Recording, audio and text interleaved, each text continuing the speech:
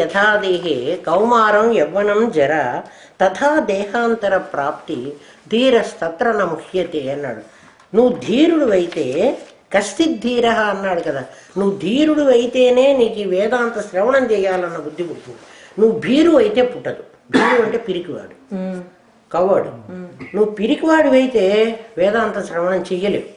నీకు ధైర్యం ఉంటేనే ఇది నువ్వు చేస్తావు. ఎందుకు అంటే ఈ ప్రపంచాన్ని నువ్వు ఇది లేనిదిగా చూడాలంటే నీకు ధైర్యం కావాలి. నీకు ఎదురుగా కనబడుతున్నాయి, సమస్యలన్నీ ఎదురుగా ఉన్నాయి, ఇవి కాదు అని అనుకోమంటున్నాడు. వీటి రూట్ కాజ్ తెలిస్తే నువ్వు కాదు అని అనుకోగలవు. నిజంగా ఆలోచిస్తే అహంకారమే పనిచేస్తుంది హేమ. ప్రతి చోట నేను ఒక్కడిని గొప్పవాడిని, మీరందరూ పనికిమాలిన వాళ్ళే. అందుకని అంటే ఎవరికి వాడు ఆలోచించుకో, నీకే తెలుస్తుంది. నేను మాత్రం చాలా పర్ఫెక్ట్, ఎదుటివాడు పర్ఫెక్ట్ కాదు. నువ్వు ఎట్లా పర్ఫెక్టో వాడి పాయింట్ ఆఫ్ వ్యూలో వాడు కూడా అంత పర్ఫెక్టే కదా. కరెక్ట్. ఆ ఆలోచన వీడు ఆలోచించడు. ఎవడికి వాడు తర్వాత కనుక్కుంటాడు అనుకో, అవునవును నిజమే, నాది పొరపాటు అయింది అంటాడు. మరి నీది పొరపాటు అవుతుందేమోనన్నా ఆలోచించకుండా నాది కరెక్ట్ అని ఎట్లా చెప్తున్నావు? నీకు తెలియదు అన్నమాట. ఆ క్షణంలో నువ్వు అట్లాగే అనుకున్నా అంటే అహంకారం పనిచేస్తోంది. అహం అనేటువంటి దానికి ఈ మన శరీరంలో అన్ని ఇంద్రియాలకు అన్ని పనులు ఉన్నాయి. అహంకి ఒక పని లేదు. ఇంద్రియాల కంటే కళ్ళు చూడడం, చెవులు వినటము, అట్లా ఒక్కొక్క ఇంద్రియానికి ఒక్కొక్క పని ఉంది. మనస్సుకు ఆలోచించటం, బుద్ధికి నిశ్చయించడం, అట్లాంటి పనులు పెట్టారు. అహంకారానికి ఒక్కదానికి పని లేదు. పని లేని వాళ్ళు ఏం చేస్తారు? సాధారణంగా అందరి పనులు వాళ్ళ మీద వేసుకుంటారు. అందుకని అహం ఏం చేస్తోంది? కన్ను చూస్తుంటే నేను చూస్తున్నాను అంటోంది, చెవి వింటుంటే నేను వింటున్నాను అంటోంది. అంటే ఈ మొత్తం శరీరాన్ని తనది అని అనుకుని అదే తాదాత్మ్య దోషం. ఆ తాదాత్మ్యంతో అది వ్యవహారం చేస్తున్నది. ఇది ఎందుకు చేసింది అంటే మనం ఇంతకు ముందే చెప్పుకున్నాం. సహజం, కర్మజం, భ్రాంతిజం అని. అద్దం పెట్టంగానే బొమ్మ ఎంత తొందరగా పడుతున్నదో, అద్దంలో మన బొమ్మ పడుతుంది కదా, అద్దాన్ని పెట్టి నీ బొమ్మ పడడానికి ఇంకేదైనా ప్రాసెస్ ఉందా? ఏం లేదు. అట్లా ఒక్కసారి ఆ ఇనపగుండుని నిప్పులో పడేస్తే, ఇనపగుండు నిప్పు అయిపోతే దాని గుణాలు రెండు గుణాలు. దాని ఏమిటి గుణాలు? నల్లగా ఉండడం, చల్లగా ఉండడం. ఈ రెండు నిప్పు ఇనపగుండు లక్షణాలు. ఆ రెండు పోయినాయి. ఏమొచ్చినాయి అంటే ఎర్రగా ఉండడము, కాలడము అనేటువంటి రెండు గుణాలు అది కొత్తగా తెచ్చుకుంది కదా. అట్లా అహం అనేటువంటిది ఈ శరీరంలో చేరి నువ్వు ఈ ప్రపంచంలో పడ్డప్పుడే, తల్లి కడుపులో ఉన్నంత వరకు నీకు అహంకారం లేదు. బయటికి రాగానే అహం నీకు ఫస్ట్ బ్రీత్లోనే నీలోకి వచ్చేసింది. అప్పుడే కదా నిన్ను ఆవరించింది. మొట్టమొదట నువ్వు గాలి పీల్చావు, ఇంకా తల్లి కడుపులోంచి నువ్వు కంప్లీట్గా బయటికి రాలే. నీ తలకాయ రాగానే, ముక్కు రాగానే గాలి పీల్చేసావు. పీల్చగానే ఆ గాలి నిన్ను ఆవరించేసింది. అజ్ఞానేన ఆవృతం జ్ఞానం. అప్పుడే నీ జ్ఞానాన్ని అజ్ఞానం ఆవరించేది. ఎట్లా ఉంటుంది ఆవరించేది అంటే, నీకు నిద్ర వచ్చినప్పుడు ఎట్లా ఉంటుందో అట్లా ఉంటుంది. నీకు నిద్ర వచ్చినప్పుడు నీలో నుంచే కదా నిద్ర వచ్చింది. అది వచ్చి నీ శరీరాన్నంతా ఆక్రమించిందా లేదా? ఒక లేయర్ లాగా కప్పిందా ఏమన్నా? మరి నీకు ఎందుకు మరి కూర్చుని వినలేకపోతున్నావు? ఒకటేదో నీలో నుంచి వచ్చి ఆవరించింది. అట్లా నువ్వు అర్థం చేసుకోవాలి. అట్లా నిన్ను అజ్ఞానం ఆవరించింది. ఎప్పుడైతే నిన్ను అజ్ఞానం ఆవరించిందో నీకు మీ అమ్మ చెప్పే మాటలే నిజం అని అనిపిస్తున్నాయి. అంటే మీ అమ్మ ఇది మన ఇల్లు, వీడు మీ నాన్న, ఇది వాళ్ళు, అది వేరే వాళ్ళ ఇల్లు, ఈ బిస్కెట్ ప్యాకెట్ నీది, వాడికి పెట్టాల్సి వస్తుంది, నువ్వు ఇక్కడ ఓపెన్ చేస్తే వాడికి పెట్టాల్సి వస్తుంది, మనమే తినాలి ఇది. ఇవన్నీ అంతకుముందు నీకు లేవు. ఇక్కడికి వచ్చేటప్పటికి అజ్ఞానం ఆవరించేటప్పటికి నీకు వచ్చింది. నిన్ను ఈ సంసారం అనేటువంటి ఈ చక్రాన్ని తిప్పటానికి, ఇది ఒక చక్రం అట, ఈ చక్రాన్ని నేను తిప్పాను, మీరు కూడా తిప్పండి అన్నట్ట పరమాత్మ. ఈ చక్రం, ఇది ఒక చక్రం. ఈ చక్రం ఇది జైంట్ వీల్ లాంటిది. ఈ వీల్ నేను తిప్పేసా ఆల్రెడీ, అంటే స్టార్ట్ చేసేసా. నీకు అక్కడ మనం దానికి వెళ్తే ఆ జైంట్ వీల్ తిరుగుతుంది, ఎగ్జిబిషన్ గ్రౌండ్స్, దాన్ని ఏమంటారు, ఇక్కడ ఏమంటారు, జైంట్ వీల్ ఆ ఫేర్లో జైంట్ వీల్ ఉంది, వాడు ఒకడు పెట్టుకుని ఉన్నాడు, వాడు ఆల్రెడీ తిప్పాడు, నువ్వు వెళ్ళావు, నువ్వు వెళ్ళి తిరగాలని అనుకున్నావు, దాంట్లో ఎక్కావు, డబ్బులు ఇచ్చి మరీ ఎక్కావు, పైకి వెళ్ళిన తర్వాత నీకు భయం పుట్టింది, కింద భయం పుట్టలే, ఇప్పుడు దిగాలని కేకలు పెడుతున్నావు, నువ్వు దిగలేవు ఇంకా. ఎందుకంటే ఆ చక్రంలో ఎక్కిన తర్వాత, ఎందుకంటే నువ్వొక్కడివి కాదు కదా ఎక్కింది, ఆల్రెడీ అందరూ ఎక్కేశారు, నేను తిప్పాను ఈ చక్రాన్ని, నువ్వు కూడా తిప్పు అన్నాడు పరమాత్మ. నువ్వు కూడా తిప్పుతున్నావు, ఆ చక్రాన్ని ఇప్పుడు తిప్పుతున్నావు అని అర్థం చేసుకో. ఇప్పుడు ఏదైనా నీకు సమస్య వచ్చిందనుకో, కష్టం వచ్చింది, ఓ జైంట్ వీల్లోనే ఉన్నాను కాబట్టి జైంట్ వీల్లో ఇటువంటి సమస్య రావడం నార్మల్ కదా. ఎంతసేపు జైంట్ వీల్లో పైన ఉంటుంది అది? 2 seconds. కానీ దిగుతుందా? నీకు భయం ఎంతసేపు పుడుతుంది? ఒకవేళ భయం పుట్టింది అనుకో, ఆ ఫ్యూ సెకండ్స్ పుడుతుంది, తర్వాత అయినా అది కిందికి దిగుతుందా? ఏ సమస్య నీకు వచ్చినా నేను జైంట్ వీల్ ఎక్కే ముందర నాకు ఉండాలి, నేను ఎక్కేసాను ఆల్రెడీ, ఈ చక్రాన్ని ఇప్పుడు నేను తిప్పుతున్నా. ఎటువంటి చక్రం తిప్పుతున్నాను నేను? బాల్యం అయిపోయింది, యవ్వనం అయిపోయింది, కౌమారం అయిపోయింది, యవ్వనం అయిపోయింది, ఇంకా వార్ధక్యం అనేటువంటి ఆ దాంట్లోకి నేను దిగలే. అంటే ఇప్పుడు నేను ఎక్కడున్నాను? పీక్లో ఉన్నాను. పీక్లో ఉన్నప్పుడు నాకు భయం వేసింది. ఏ సమస్య వచ్చినా ఇది ఎంతసేపు ఉంటుంది అని ఆలోచించు. ఏ సమస్య అయినా కానీ చాలాసేపు ఉండదు.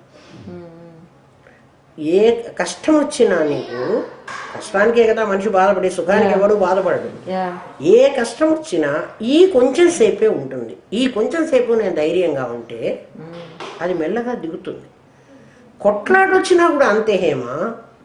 ఎదుటివాడు నేను కొట్లాడుతున్నాడు అనుకో, నువ్వు తప్పు చేసావని నేను తిడుతున్నావు, కొంచెం సేపు ఆగు. ఓహో జైంట్ నువ్వు అనుకో, ఇప్పుడు జైంట్ వీల్లో నేను ఇప్పుడు పీక్లో ఉన్నాను కాబట్టి ఇప్పుడు నాకు భయం వేస్తోంది, అంటే తప్పు చేశాను అనేటువంటిది. ఇది ఇంతసేపు ఉండదు, ఇది మళ్ళీ, ఎందుకంటే చక్రం తిరగాలి కదా. ఈ చక్రం కిందికి వచ్చినప్పుడు వాడు పైకి వెళ్తున్నాడు, నువ్వు పైకి వెళ్ళినప్పుడు వాడు కిందికి వస్తున్నాడు, అంతే తగాదా. అంటే ఎప్పుడు ఒకటిదే ఉండదు, ఇది తిరుగుతుంటుంది. ఈ చక్రాన్ని నేను తిప్పాను, మీరు కూడా తిప్పుతున్నారు అన్నాడు. అంటే సంసారం అనే చక్రం. ఈ చక్రంలోంచి ఎప్పుడు దిగుతాను? నేను వాడికి ఇచ్చిన డబ్బులు అయిపోయిన తర్వాత, వాడికి డబ్బులు ఇచ్చా కదా, వాడు 2 రౌండ్లో 3 రౌండ్లో నన్ను తిప్పుతాడు. ఇక్కడ కర్మ అయిన తర్వాత, అదే డబ్బులు అయిపోయిన తర్వాత అంటే కర్మ అయిపోయిన తర్వాత.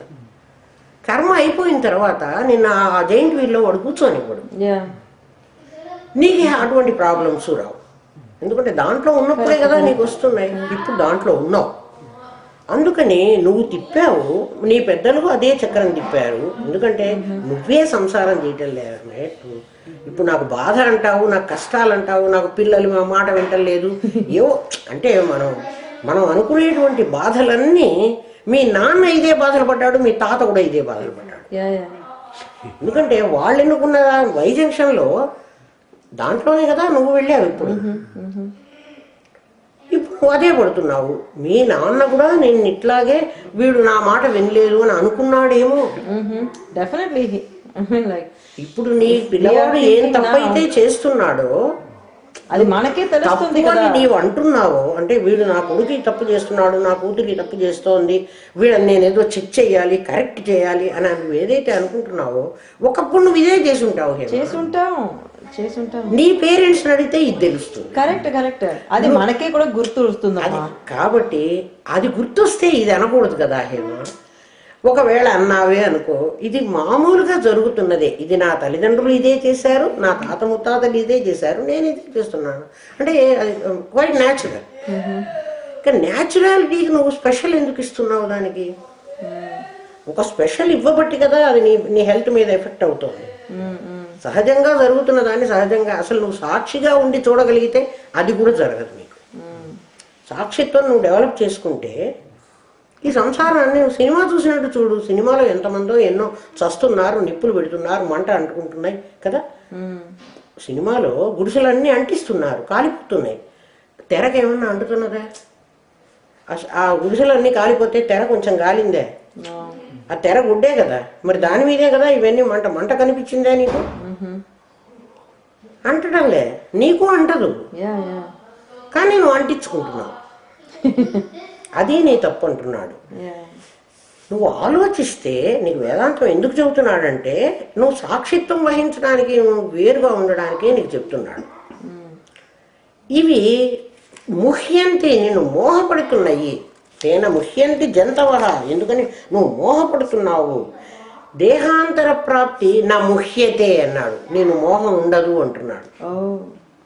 నీకు మోహం ఉండదు, నువ్వు సాక్షిగా ఉండి చూస్తే. నేను జైంట్ వీల్ మీద ఎక్కాను, జైంట్ వీల్ తిరుగుతోంది, నేను తిరగటల్లా. అది తిరగడం వల్ల నేను తిరిగినట్టుగా మీకు కనపడుతున్నాను. ఎందుకంటే ఆ చైర్లే కదా తిరుగుతున్నాయి కదా. ఆ చైర్లు పైకి వచ్చిన చైర్ ఏమైంది, ఇంకా అసలు కిందికి పోదు. కిందికి వచ్చిన చైర్ మళ్ళీ పైకి వస్తుందా రాదా?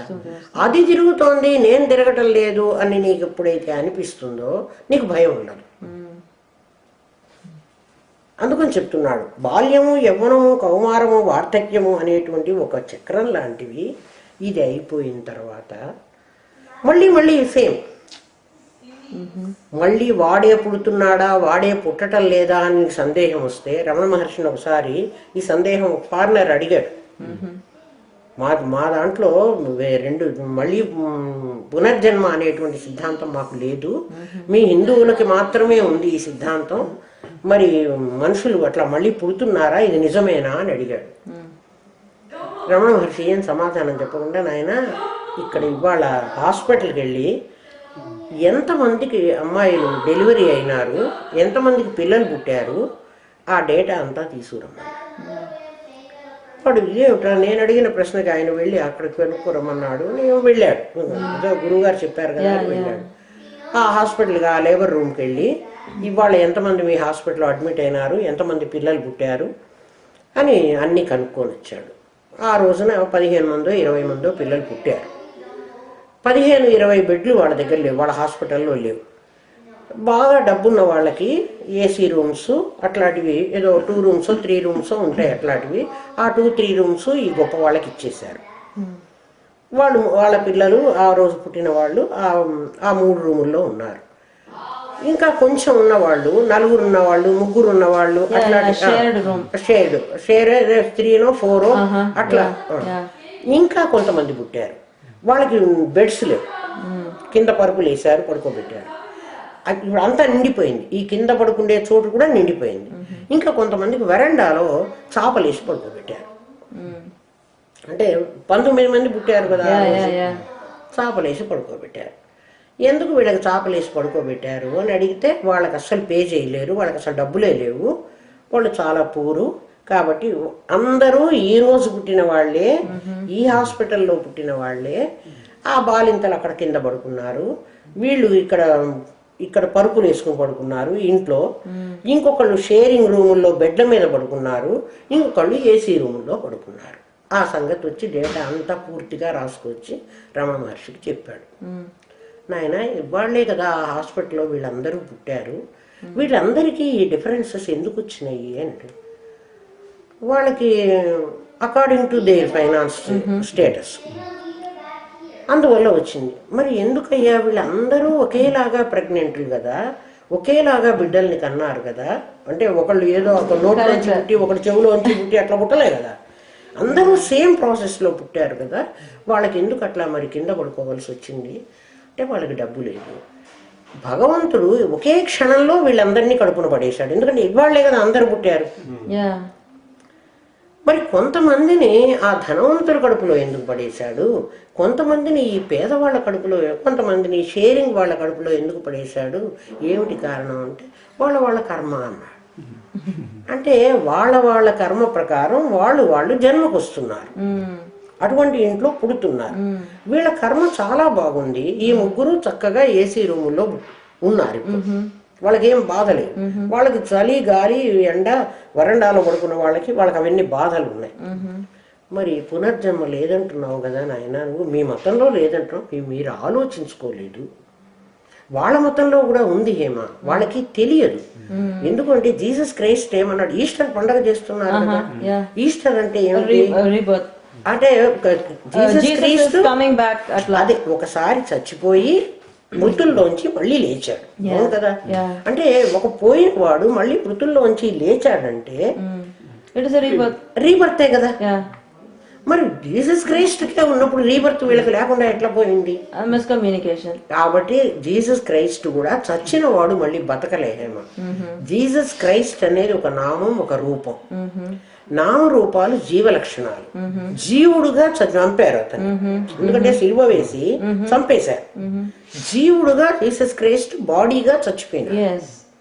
లోపల ఉన్న చైతన్యం ఏది ఉందో అది చావలే, ఎందుకంటే అది ఆల్రెడీ రియలైజ్డ్ సోల్. కరెక్ట్. అందుకని అది ఉంది. అవును. ఇప్పుడు మన చిరంజీవులని మన అశ్వత్థామ, బలి, వ్యాసుడు, మన ఆంజనేయుడు వీళ్ళంతా చిరంజీవులు. సప్తైతే చిరజీవన అని. వీళ్ళు ఎట్లా ఉన్నారు? వాళ్ళ బాడీలతో ఉన్నారా ఇవాళ? లేదు లేదు, వాళ్ళ ఆత్మగా ఉన్నారు. అంటే జీవభావంతో ఉన్న జీసస్ క్రైస్ట్ చచ్చిపోయినాడు, ఆత్మభావంతో ఉన్న జీసస్ క్రైస్ట్ లేచాడు. Correct correct. వాడు ఇంకెక్కడికి పోడు. కరెక్ట్ కదా.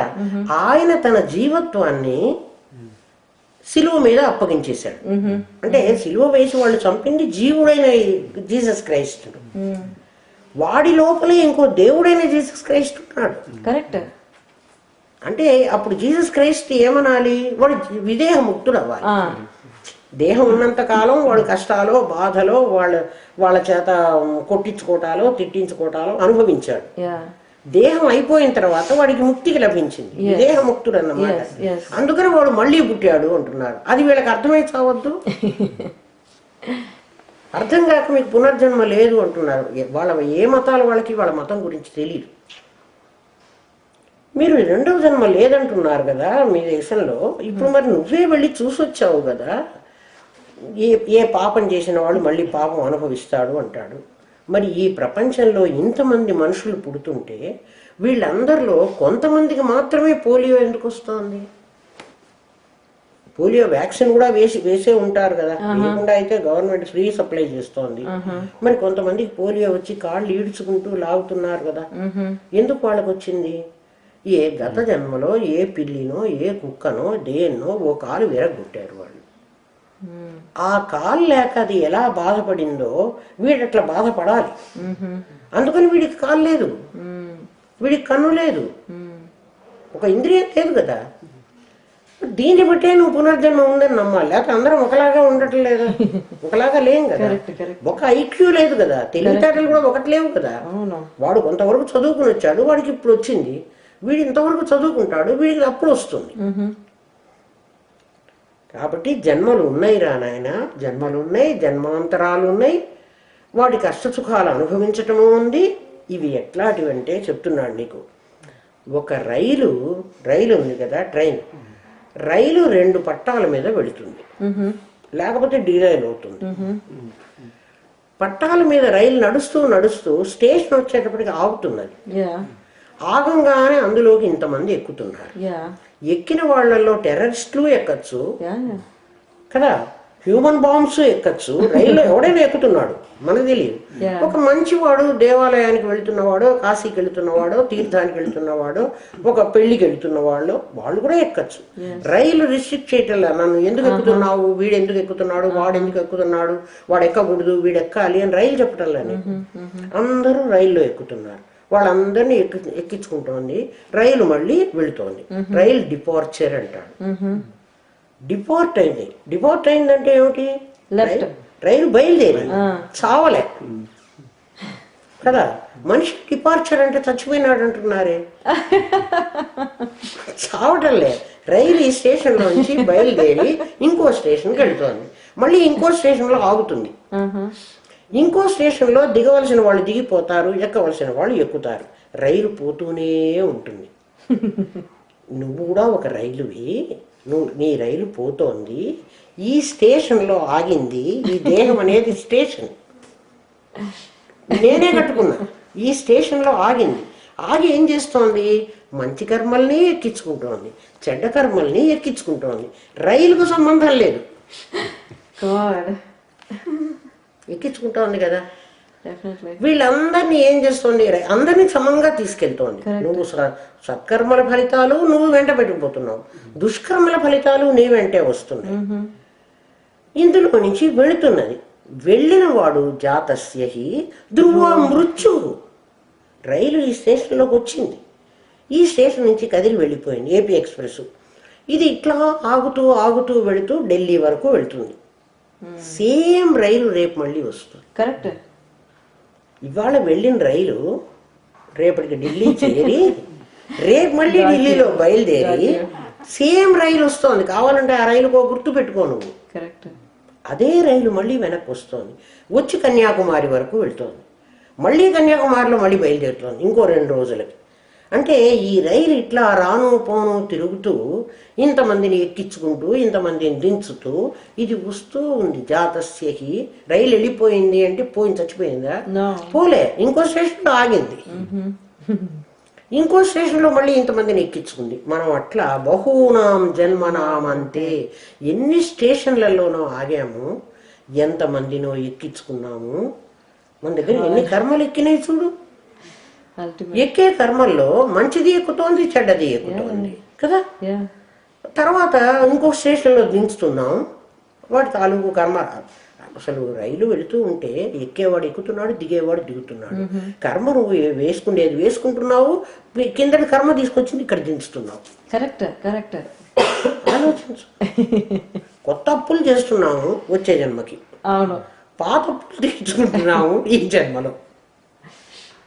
నీ రైలు వెళ్ళిపోతోంది, ఏ స్టేషన్లో ఎవడు దిగుతున్నాడో ఎవడెక్కుతున్నాడో రైలు సంబంధమే లేదు. నువ్వెందుకు సంబంధం పెట్టుకుంటున్నావు నీ బండిలో ఎక్కిన వాళ్ళని గురించి? నీ కంపార్ట్మెంట్లో ఎంతమందో ఎక్కుతున్నారు, రైలు అడుగుతోందా నా పెట్టెలో ఎంతమంది ఎక్కారు అని? అడగటల్లా, రైలు పోతూనే ఉంది. నువ్వు రైలు లాంటి వాడిని గుర్తు చేసుకో. ఈ స్టేషన్లో ఒక బండి ఆగింది, స్టేషన్లో బండి ఫరెవర్ ఉంటుందా? ఎప్పుడో ఇది డిపార్చర్ అవ్వాలి. డిపార్చర్ అవ్వడమే చావను. బండి పోయిందా అని అడుగుతారు. అంటే ఏమిటి? స్టేషన్ వదిలేసిందా? స్టేషన్ వదలంది, బండి స్టేషన్లోనే ఉంటుంది. స్టేషన్లో ఎంతసేపు ఉంటుంది? ఒక 1 అవర్. 1 అవర్ ఎక్కడ హేమా, ఫ్యూ మినిట్స్ ఉంటుంది. లైక్ ట్రాన్సిట్ అయితే ఫ్యూ మినిట్స్, లేకపోతే అదే బిగినింగ్ ఆరిజిన్ అయితే అదే 1 అవర్ అక్కడ ఉంటుంది. ఆరిజిన్ కూడా 1 అవర్ ఉండదు హేమా. ఎక్కడ లైన్ మీద పెట్టాలంటే వాడు లైన్ ఖాళీ ఉండదా, వెళ్ళేటప్పుడే వస్తుంది అక్కడికి. జస్ట్ ఒక 15 మినిట్స్ ముందర వస్తుంది. ఎందుకంటే మరి లైన్లు ఖాళీ ఉండదు, అన్ని రైళ్లు ఇక్కడికి రావాలి కదా. ఫ్యూ మినిట్స్ ఉంటుంది. ఏ స్టేషన్లో అయినా 2 నిమిషాలు 4 నిమిషాలు, మ్యాక్సిమం 10 మినిట్స్ అనుకుంటా, అంతకంటే ఆగదు. మన స్టేషన్లో 100 ఇయర్స్ చెప్పాడు. తర్వాత ఈ రైలు వెళ్ళిపోతుంది. రైలుకి ఎవరు ఎక్కించినా తీసుకుపోతుంది. నువ్వు మంచి వాళ్ళనే రైలు మోసుకుపోతుందని, చెడ్డవాళ్ళని మోసుకుపోదని లేదు. నువ్వు రైల్లో ప్రయాణం చేస్తున్నావు, నీకు రైలు అక్కర్లేదనుకుంటే, స్టేషన్లలో ఆగద్దు నేను అని అనుకుంటే నువ్వు విమానంలో వెళితే నువ్వు స్టార్టింగ్ పాయింట్ ఎండింగ్ పాయింట్, విమానం మధ్య మధ్య ఆగి ఎక్కించుకోదు. జ్ఞానం కలిగి సమాధి తెచ్చుకుని జన్మరాహిత్యం పొందేవాడు ఫ్లైట్ ఎక్కినవాడు. వాడు కర్మని ప్రతిసారి ఎక్కించుకుంటూ ఉండక్కర్లే. లేకపోతే ఒక స్టేషన్లో ఆగితే ఇంకా ఇంతమంది వస్తారు. నువ్వు మళ్ళీ జన్మకి వెళుతూ ఉంటే వస్తుంది. ఇప్పుడు పుట్టావు, ఇంకా పుట్టిన దానికి నేను ఎవడేం చేయలేడు. నేను ఎందుకు పుట్టాను అంటే క్వశ్చన్కి ఆన్సర్ లేదు. పుట్టాను, నేను చావకుండా ఉండే మార్గం చెప్పమంటే శాస్త్రం చెప్తుంది నీకు. నువ్వు చావటం లేదురా. ఇప్పుడు రైలు వెళ్ళిపోతే నువ్వు చచ్చానంటావా? స్టేషన్ వదిలిపెట్టకపోతే రైలు పోదు. కర్మ వెంట పెట్టుకుపోతున్నావు. అందుకని ఈ రైల్లో నుంచి ఈ రైలు ప్రయాణం ఆపేసి నువ్వు ఫ్లైట్లో వెళ్ళు. ఫ్లైట్లో వెళితే నీకు కర్మ మాటకు ముందు ప్రతి స్టేషన్లో ఆగితే ఎక్కేవాళ్ళు, దిగేవాళ్ళు, బాంబుల వాళ్ళు ఉండరు. రైల్లో నీకు బాంబు పెట్టుకునేవాడు కూడా ఎక్కుతాడు. ఫ్లైట్లో బాంబుల వాడిని ఎక్కనియ్యడు. అంటే దుర్మార్గుడైన వాడు, చెడు భావాలు ఉన్నవాళ్ళు నీ జ్ఞానానికి రాలేరు. కరెక్ట్. వాడిని రానివ్వరు. చెప్తున్నాడు అర్జున, ఇప్పుడు ఇదంతా రైలు అనుకోరా కాసేపు, నువ్వు కాదు. అంటే ఈ ఎక్విప్మెంట్ రైలు ఏం చేస్తోంది? నేను తీసుకెళ్తోంది ఒక చోటు నుంచి మరొక చోటికి తీసుకువెళ్ళడానికి ఒక పరికరం. నువ్వు రైలు కాదు, రైల్లో నువ్వు కూర్చున్నావు, నేను అన్నవాడిని, అంటే రైలు ఎట్లా వెళ్ళిపోతుందో నేను అన్నవాడిని అట్లా పోతున్నా, మధ్య మధ్యలో ఈ స్టేషన్లలో ఆగాను. మాత్ర స్పర్శాస్తు కౌంతేయ, ఇది చాలా ముఖ్యమైనటువంటి శ్లోకం. శీతోష్ణ సుఖ దుఃఖద ఆగమా పాయినో నిత్య స్వాం స్థితిక్షస్వ భారత, స్థితిక్షస్వ, ఓర్పుగా ఉండు అర్జున అంటున్నాడు. ఓర్పు మనకే చెబుతున్నాడు అర్జున. మాత్ర స్పర్శాస్తు కౌంతేయ, ఈ మాట బాగా అర్థం చేసుకోవాలి. ఒక కుండ ఉంది నా దగ్గర, కాసేపు ఊహించుకోండి. ఒక కుండకి అనేక రంధ్రాలు ఉన్నాయి. మన ఇంట్లో ఒకటి ఉంది, నీకు గుర్తుందా? ఒక లైట్ తెచ్చావు, ఇక్కడ ఇందిరింట్లో కూడా ఉండేమాట లైట్.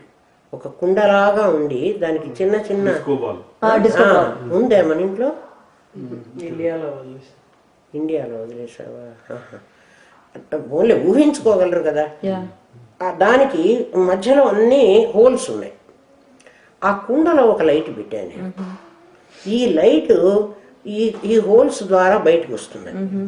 బయటకు వచ్చి ఈ చుట్టూ కాంతిగా ఉంది.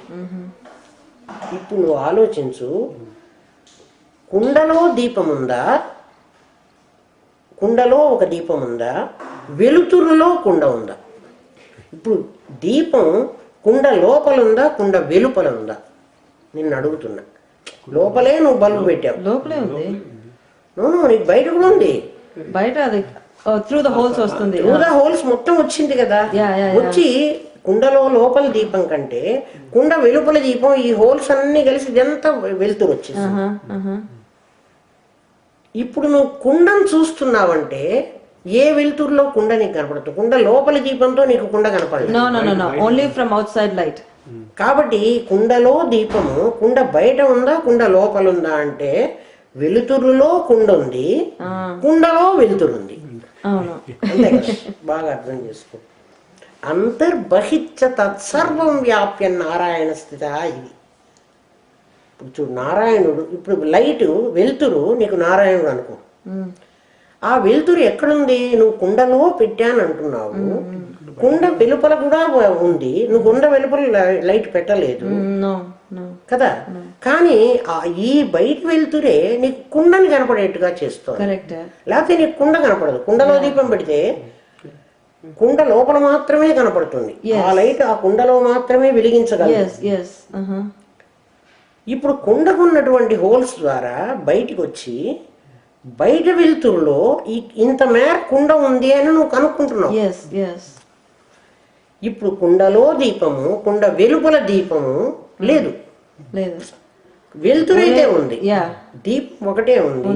వెలుతురైతే కుండ లోపల కుండ వెలుపల ఉన్నది. ఇప్పుడు కుండ నీ శరీరం అనుకో. కాసేపు కుండలో ఒక దీపం ఉంది అంటున్నా, అంటే ఆ దీపమే ఈ జన్మకి మళ్ళో జన్మకి మళ్ళో జన్మకి మళ్ళో జన్మకి వెళ్ళేది అదే. ఒకటి నీ లోపల నీ హోల్స్ ఉన్నాయి, నీ కన్నాలు. కుండకి ఇక్కడ కన్ననే కన్నం పెట్టాను, ఇక్కడ చెవు అనే కన్నం పెట్టాను, ముక్కులు కన్నం పెట్టాను, 9 రంధ్రాలు పెట్టేశాను. 9 కన్నాలు ఉన్నాయి నా కుండకి, 9. ఇందులో నుంచి నా లోపల ఉన్న దీపపు కాంతి బయటకు వస్తుంది. ఇప్పుడు నాలో దీపపు కాంతి మాటగా బయటకు వస్తుంది, నోట్లోంచి వస్తుంది కాబట్టి మాటగా బయటకు వస్తుంది. నాలో నుంచి వచ్చిన కాంతిని నీ చెవి అనే దాని ద్వారా నువ్వు లోపలికి తీసుకుంటున్నావు. కరెక్ట్. కాబట్టి నా బయటకు వచ్చినటువంటిది నేను మాట్లాడుతుంటే మీరు అంటున్నారు చూడు, ఆ గొంతు విని మీరు ఇక్కడికి రాలే, అక్కడెక్కడో ఉన్నారు, నేను పాఠం చెబుతున్నా, ఆ గొంతు విని క్లాస్ మొదలైపోయింది, అమ్మ పాఠం చెప్తున్నారు అంటున్నావు కదా. దేన్ని బట్టి అంటున్నావు? Listening to your voice. ఈ బయటకు వచ్చిన వాయిస్ ని బట్టి బయటకు వచ్చింది. అంటే బయటకు వచ్చినటువంటి వెలుతురు నీకు కుండని గురించి గుర్తు చేస్తున్నది. నువ్వు నన్ను చూడలే, నీకు అర్థమైంది కదా. నువ్వు నన్ను చూడలే, నేను మాట్లాడుతున్న మాటను బట్టి నువ్వు అక్కడే ఎక్కడో ఉండి నేను క్లాస్ మొదలు పెట్టేశాను అని నువ్వు డిసైడ్ అయిపోయినావు కదా. అంటే ఈ నాలో నుంచి బయటకు వచ్చినటువంటి ఈ వెలుతురు నా కుండని నీకు జ్ఞాపకం చేస్తోంది. అన్నిట్లో నుంచి బయటకు వస్తున్నది. ఇంతవరకు అర్థమైంది కదా. అంటే నా లోపల నా వెలుపల కూడా ఇదే ఉన్నది. అంతర్బహిత్య తత్సర్వం వ్యాప్య నారాయణ స్థిత, ఒకే చోట ఉండటం లేదు. అట్లా సూర్యుడిలో ఉన్న వెలుతురు, ఇప్పుడు సూర్యుడు దీపం వెలుగుతోంది, ఆ దీపం అంతటా సూర్యుడు వెలుగుతూ మన ఇంట్లోకి ఇదంతా, ఇది లైట్ లేదనుకో, ఇదంతా కాంతి వాడే ఇస్తున్నాడు. వాడిక్కడికి రాలేదు కదా, ఎట్లా ఇచ్చాడు? ఇక్కడ ఈ కన్నం ఉంది, ఈ కన్నం ఉంది, దీని ద్వారా ఈ కన్నంలో నుంచి సూర్యకాంతి లోపలికి ప్రవేశించి మనకి ఏం చెప్తోంది అంటే, మన సూర్యుడిని చూడలే, సూర్యుడు ఉన్నాడు బయట ప్రకాశిస్తున్నాడు. మీకు ఇప్పుడు అర్థమైందా? సూర్యుడిని మనం చూడలే, అక్కడికి వెళ్ళి చూడక్కర్లే, చూడకుండానే ఇక్కడ తెల్లవారిందబ్బా, ఎంతసేపు అయిందో, ఇంత సూర్యుడు పైకి వచ్చి ఉంటాడు, అంత రాకపోతే ఇంత కాంతి నాకు రాదు అని నీకు గుర్తు చేస్తున్నాడు. ఆలోచించు. శాస్త్రం నీకు చెప్తుంది, నువ్వు ఈ ప్రపంచంలో నీకు అట్లాంటి వెలుతురు ఉన్నటువంటి పదార్థాలు ఏవి అని నేను అడిగాను అనుకో, నువ్వు వెంటనే ఉంటావు సూర్యుడు ఫస్ట్, తర్వాత చంద్రుడు, ఆ తర్వాత అగ్ని, ఆ తర్వాత నక్షత్రాలు. ఇవన్నీ స్వయం ప్రకాశాలు, కాంతి అంటావు కదా. సూర్యుడు, చంద్రుడు, నక్షత్రాలు, నిప్పు, ఇవన్నీ కాంతి. నిప్పే కదా ఎలక్ట్రిసిటీ, ఇవన్నీ కాంతి అని నువ్వు నాకు చెప్తున్నావు. నేనంటాను నువ్వేరా వాటన్నిటికంటే మించిన కాంతి అంట. ఎందుకు నేనెట్లా కాంతి, నేను ప్రకాశించటం లేదు కదా అంటావు. ఏ ప్రకాశం ఉంది అని గుర్తిస్తున్న నువ్వున్నంత వరకు, నువ్వు లేవనుకో, సూర్యుడు గురించి నీకు చెప్పేవాళ్ళు లేడు, చంద్రుడి గురించి వాళ్ళు చెప్పడం లేదు. వాళ్ళు స్వయం ప్రకాశం, నేను ప్రకాశిస్తున్నాను అని సూర్యుడు నీకు చెప్పలే కదా, నీవు గుర్తించావు. కాబట్టి నువ్వు గుర్తిస్తేనే వాడు ప్రకాశిస్తున్నాడు. ఏమ్మా 32 minutes. నీవు గుర్తిస్తేనే సూర్యుడు ప్రకాశిస్తున్నట్టు నీకు తెలిసింది. కాబట్టి గుర్తించే నీవెక్కువనా, ప్రకాశించే సూర్యుడు ఎక్కువనా? లేకపోతే వాడి ప్రకాశం ప్రయోజనం లేదు. గుర్తించేవాడే. ఎవడు గుర్తిస్తున్నాడో వాడు దాన్ని అనుభవిస్తున్నాడు. సూర్య ప్రకాశాన్ని అనుభవించేవాడు, సూర్యుడు ఎంతసేపు ప్రకాశించినా, చంద్రుడు ఎంతసేపు ప్రకాశించినా వాళ్ళిద్దరికీ ఏం హ్యాపీనెస్ లేదు. సూర్యకాంతి వల్ల సంతోషపడుతున్న వాడివి నువ్వు, చంద్రకాంతి వల్ల సంతోషపడేవాడివి నువ్వు, నక్షత్రాలు ఉన్నాయని గుర్తిస్తున్న వాడివి నువ్వు, అగ్ని ఉందని గుర్తిస్తున్న వాడివి నువ్వు. కాబట్టి నీవు ఉంటేనే అవన్నీ ఉన్నట్టు లెక్క, నువ్వు లేకపోతే అవన్నీ లేవు. నీలో ఎవరు ఈ పని చేస్తున్నారు? నీలో గుర్తిస్తున్న నీ జ్ఞానం. కాబట్టి నీ జ్ఞానం వాటన్నిటికంటే గొప్పది. నీ జ్ఞానమే నీవు. ఇప్పుడు నువ్వుంటావు, నా కళ్ళు ఉన్నాయి, నా కళ్ళు చూస్తున్నాయి, నా చెవులు వింటున్నాయి, నా ముక్కు వాసన చూస్తోంది, ఇంద్రియాలన్నీ చెప్తున్నావు. ఇవేం చేస్తున్నాయో ఇప్పుడు చెప్తాను. నీ కళ్ళు ఏం చేస్తున్నాయో, నీ ముక్కు ఏం చేస్తుందో, నీ ఇంద్రియాలు ఏం చేస్తున్నాయో చెప్తున్నాడు. నీవు అనేటువంటి ఒక జ్ఞానం నీ లోపల ఉంది అని చెప్పాను కదా. నీ లోపల ఉన్న జ్ఞానం చాలా పవర్ఫుల్ జ్ఞానం. నువ్వు అది పవర్ఫుల్ కాదు, నా శరీరం మేరకే ఉందని నువ్వు పరిమితం చేసావు దాన్ని, ఇంతవరకే దాన్ని పెట్టావు. బాగా ఇప్పుడు ఏం చెప్తున్నాడంటే, నీకు కుండా దీపం బాగా గుర్తుంది కదా. ప్రతిదీ నీ లోపల ఒక జ్ఞానం ఉంది, ఆ జ్ఞానమే గుర్తిస్తోంది. ఆ జ్ఞానం నిరాకారం, దానికి ఆకారం లేదు. అది ఎన్ని జన్మల నుంచో నీతో వస్తున్నది.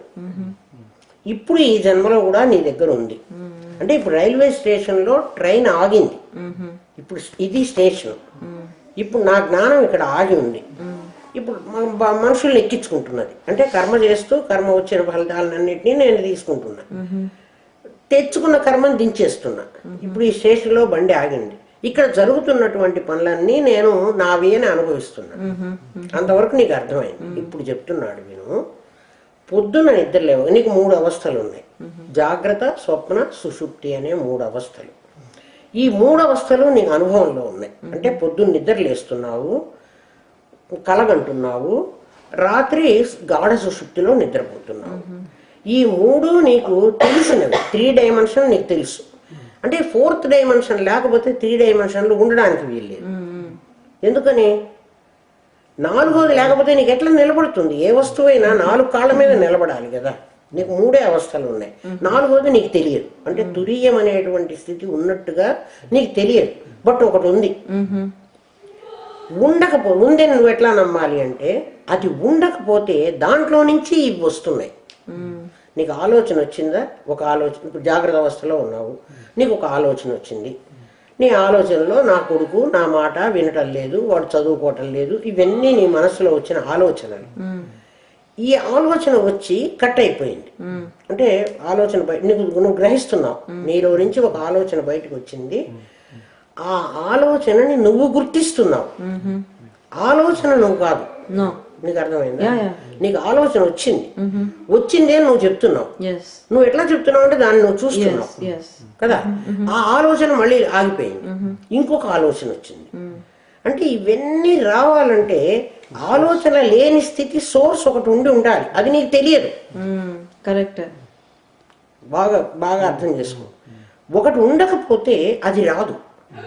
ఇప్పుడు నేను మెలకువగా ఉన్నాను అంట, పొద్దున్న నిద్ర లేచి నేను లేచాను అంటున్నావు.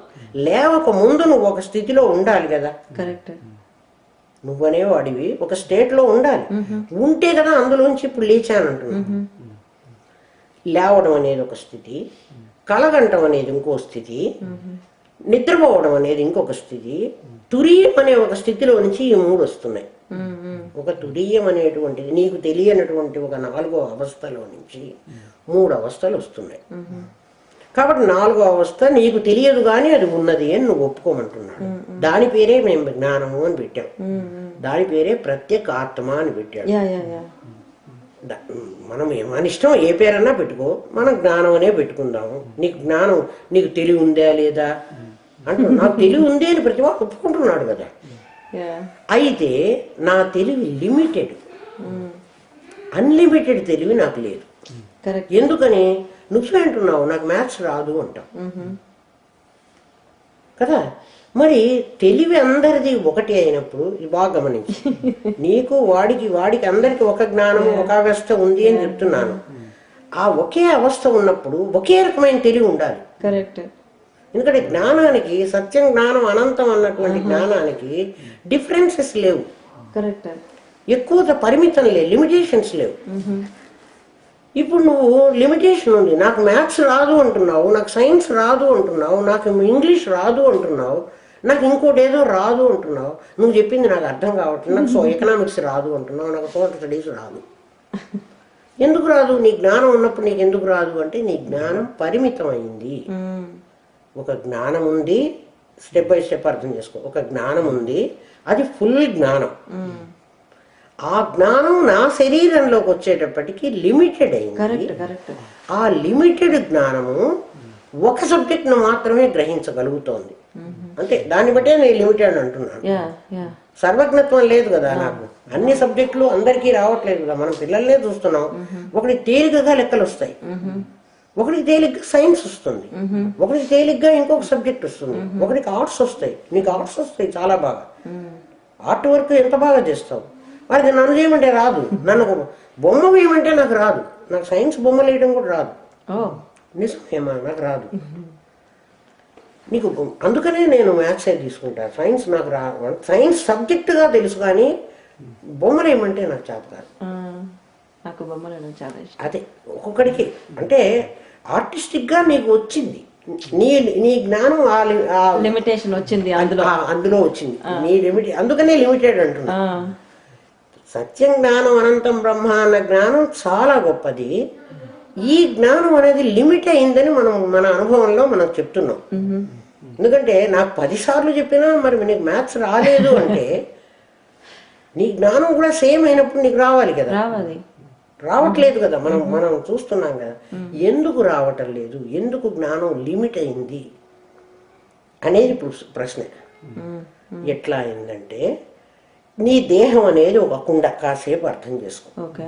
ఒక కుండ. జ్ఞానం అనేది అంతర్బహిత్య తత్సర్వ. ఇది చాలా బాగా మీరు క్లీన్గా వినవలసిన విషయం. అంతర్బహిత్య తత్సర్వం వ్యాప్య నారాయణ స్థిత. ఇందాకటి ఎగ్జాంపుల్లో కుండలో దీపం పెట్టి కుండ కన్నాలు ఉంటే బయట ఉంటే బయట లోపల కూడా అది సేమ్ ఉన్నది, వ్యాపించి ఉన్నది. ఆ వెలుతురు, ఆ వెలుతురులోనే కుండ ఉంది. అట్లా జ్ఞానం అనేది పరిపూర్ణంగా నీ బయట నీ లోపల కూడా ఉంది. కానీ ఇప్పుడు వ్యవహారానికి వచ్చేటప్పటికి లిమిటెడ్ అయింది అంటున్నాను. ఈ లిమిటెడ్ అయిన జ్ఞానం నువ్వు జాగ్రత్తగా అర్థం చేసుకో. పిల్లలు ఆడుకునేటప్పుడు ఈ గదిలో చీకటి ఉంది, బయట వెలుతురు ఉంది, ఒక చిన్న అద్దం తీసుకెళ్ళి ఆ అద్దం అక్కడ పెట్టి ఆ అద్దంలో సూర్యబింబాన్ని పట్టి ఆ అద్దాన్ని మనకు ఒక చిన్న హోల్ ద్వారా మన గదిలోకి పంపించి దాన్ని ఇట్లా ఇట్లా తిప్పుతాడు పిల్లవాడు. తిప్పితే ఆ అద్దంలో పడ్డ ప్రతిబింబ కాంతి ఈ గదిలోకి వచ్చి ఇదంతా ప్రకాశింపజేసి ఈ గదిలో వెలుతురు వచ్చింది. ఇప్పుడు సూర్యుడు డైరెక్ట్ గా ఈ గదిలోకి రాలేదు. సూర్య బింబాన్ని, సూర్యుడు రాకపోతే ఈ వెలుతురు రాలేదు. ఇప్పుడు నాకు వెలుతురు వచ్చింది, ఇక్కడికి కనపడుతోంది. అంటే సూర్యుడిని అక్కడ ఒక అద్దంలో పట్టి ఆ అద్దంలో నుంచి వచ్చిన కాంతిని ఈ గదిలోకి పంపించాం. దాన్ని ఏమంటామంటే ప్రతిబింబ కాంతి అంటారు. అది సూర్యుడు బింబం, అది ప్రతిబింబం. ప్రతిబింబాన్ని పట్టాలంటే ఒక అద్దం కావాలి, అద్దంలో నుంచి పట్టాము. ఇప్పుడు ఈ కాంతికి సూర్యకాంతికి నీకు తేడా ఏమిటి చెప్పు? సూర్యకాంతి స్వయం సత్తా ఉంది, దాంట్లో వేడిమి ఉంది, వెలుగు ఉంది, రెండు ఉన్నాయి. ఇక్కడికి వచ్చిన దాంట్లో నీకు ఓన్లీ వెలుగు ఉంది, వేడిమి రాలే. స్వయంగా ఉన్న కాంతిలో రెండు ఉన్నాయి, ప్రకాశము అండ్ హీట్ కూడా, వేడి కూడా ఉంది. వెలుగు వేడి రెండు ఉన్నాయి. ఈ కాంతిలో ఓన్లీ వెలుగే ఉంది, వేడి రాలేదు. ఇప్పుడు దీన్ని లిమిటెడ్ జ్ఞానం అంటున్నా. లిమిటెడ్ ఎండ ఏది? త్రూ ద రిఫ్లెక్షన్, ప్రతిబింబ కాంతిని. దాన్ని శాస్త్రం ఏమంటుందంటే ఆభాస జ్ఞానము. ఇప్పుడు మనలోకి వచ్చింది పరమాత్మ ప్రకాశం ఉన్నది. పరమాత్మ ప్రకాశం నీ బుద్ధిలో ప్రతిబింబించింది, డైరెక్ట్ గా వచ్చింది నీ దగ్గరికి. నీ బుద్ధి అనేది అద్దం అని ఇదివరకే చెప్పుకున్నావు, ఆదర్శం అని. ఆ అద్దంలో పరమాత్మ కాంతి పడ్డది, అదే గొప్పదని చెప్తున్నాను. సూర్యుడి కంటే, చంద్రుడి కంటే, నక్షత్రాల కంటే, అగ్ని కంటే కూడా ఇది గొప్పది. ఎందుకంటే ఈ జ్ఞానమే గొప్పది. ఈ జ్ఞానం నీ అద్దం మీద పడ్డది, పడి రిఫ్లెక్ట్ అయింది. ఇప్పుడు రిఫ్లెక్ట్ అయిన జ్ఞానం పరిమితమైంది. ఇప్పుడు అర్థమైందా ఎందుకు నీకు పరిమితమైందో? నీ జ్ఞానంలో ఏం లేదు. ఇప్పుడు నీ దగ్గర ఉన్న జ్ఞానంలో సర్వజ్ఞత్వం లేదు, అక్కడ సర్వజ్ఞత్వం ఉంది. నీకెందుకు సర్వజ్ఞత్వం లేదో అర్థమైందా? ఇప్పుడు నీ దగ్గర ఉన్నది దీన్ని చిదాభాస జ్ఞానం అన్నాం, అంటే ప్రతిబింబ జ్ఞానం. ఇది జ్ఞానమే, జ్ఞానం కాకుండా పోలే, ఇది మర్చిపోకూడదు. ఇప్పుడు ఈ జ్ఞానంతో నీ రంధ్రాల్లో నుంచి బయటకు వచ్చింది ఈ జ్ఞానం. కరెక్ట్. ఇప్పుడు నీ కన్ను చూస్తుంటే, నీ చెవి వింటుంటే డైరెక్ట్ జ్ఞానం కాదు ఇది, రిఫ్లెక్టెడ్ జ్ఞానం. ఇది ఆభాస జ్ఞానం. కాబట్టి ఆభాస జ్ఞానాన్ని నువ్వు మొత్తం జ్ఞానం అనుకుంటున్నావు, నాకు తెలియంది అంటున్నావు. ఇప్పుడు నీలో ఉన్నటువంటి అసలు జ్ఞానాన్ని నేను చూపిస్తా. ఇప్పుడు విను, నేను ఏదన్నా చెప్తుంటే ఇది నాకు తెలుసు అన్నావు, ఇంకొక విషయం చెప్పా, ఇది నాకు తెలియదు అన్నావు. అంటే ఒక జ్ఞానం నీకు తెలుసని, ఒక జ్ఞానం నీకు తెలియదని నువ్వు అంటున్నావు. రెండూ నువ్వు గుర్తిస్తున్నావు.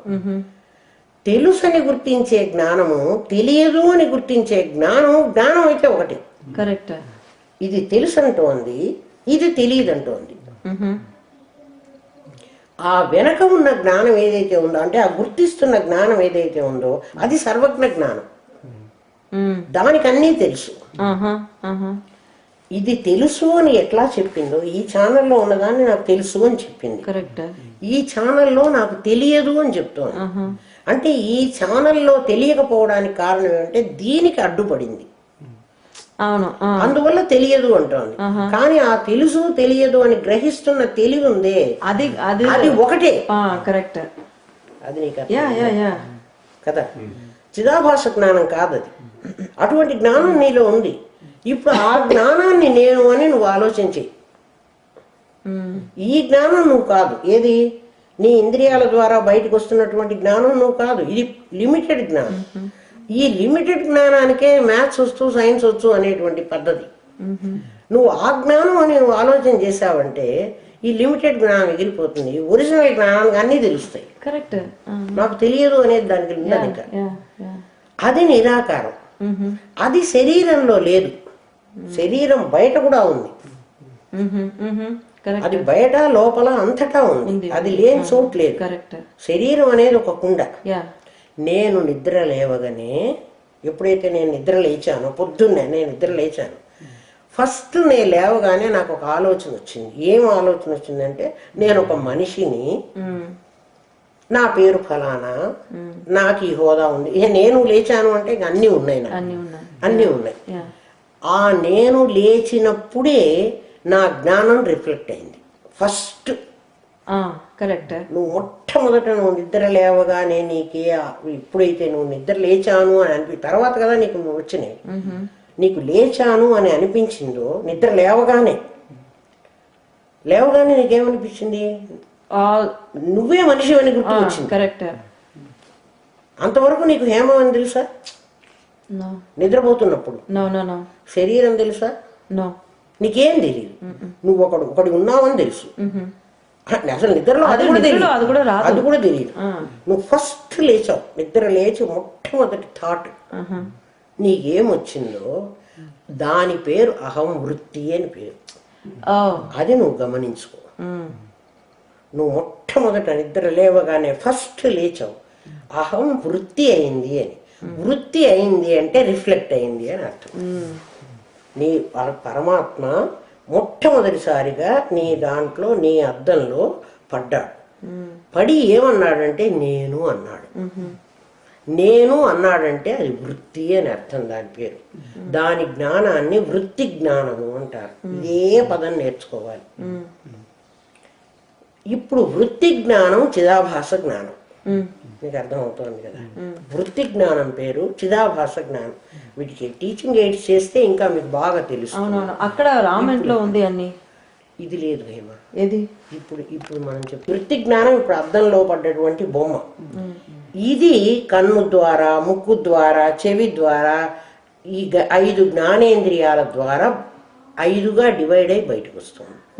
వృత్తి జ్ఞానంలో ఒకటి దృశ్య జ్ఞానం, ఒకటి శ్రవ్య జ్ఞానం, ఒకటే ఉంది లోపల. ఇవి ఎట్లా వస్తున్నాయంటే, ఒకే కరెంటు లైట్ లో పెడితే వెలుగుతోంది, ఫ్యాన్ లో పెడితే తిప్పుతోంది, గాలిస్తోంది. అట్లా ఒకే ఫ్రీజర్ లో పెడితే చల్లబరుస్తోంది. ఒక కరెంటే కదా.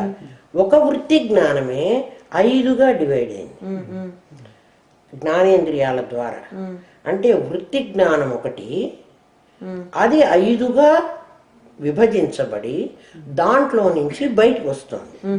ఎక్కడి దాకా వస్తోంది అంటే, ఇది వృత్తి జ్ఞానం అనుకో, ఇది 5 rays లో నీకు బయటకు వస్తుంది.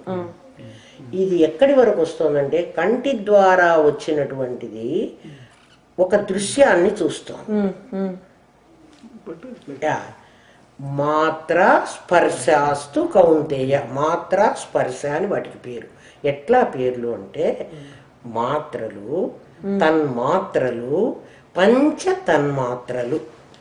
పంచభూతాలకి భగవద్గీత అర్థం కావడం ఇంపాసిబుల్. గురువు చెప్పకపోతే మాత్ర స్పర్శాస్తు కౌంతేయ అంటే నీకేం తెలుస్తుంది? మాత్ర అంటే ఏమి? మాత్ర అంటే ఆకాశము, భూమి, పృథ్వీ, ఆపస్తేజో, వాయురు, ఆకాశ అనే 5 భూతాలకు పంచ తన్మాత్రలు ఉన్నాయి.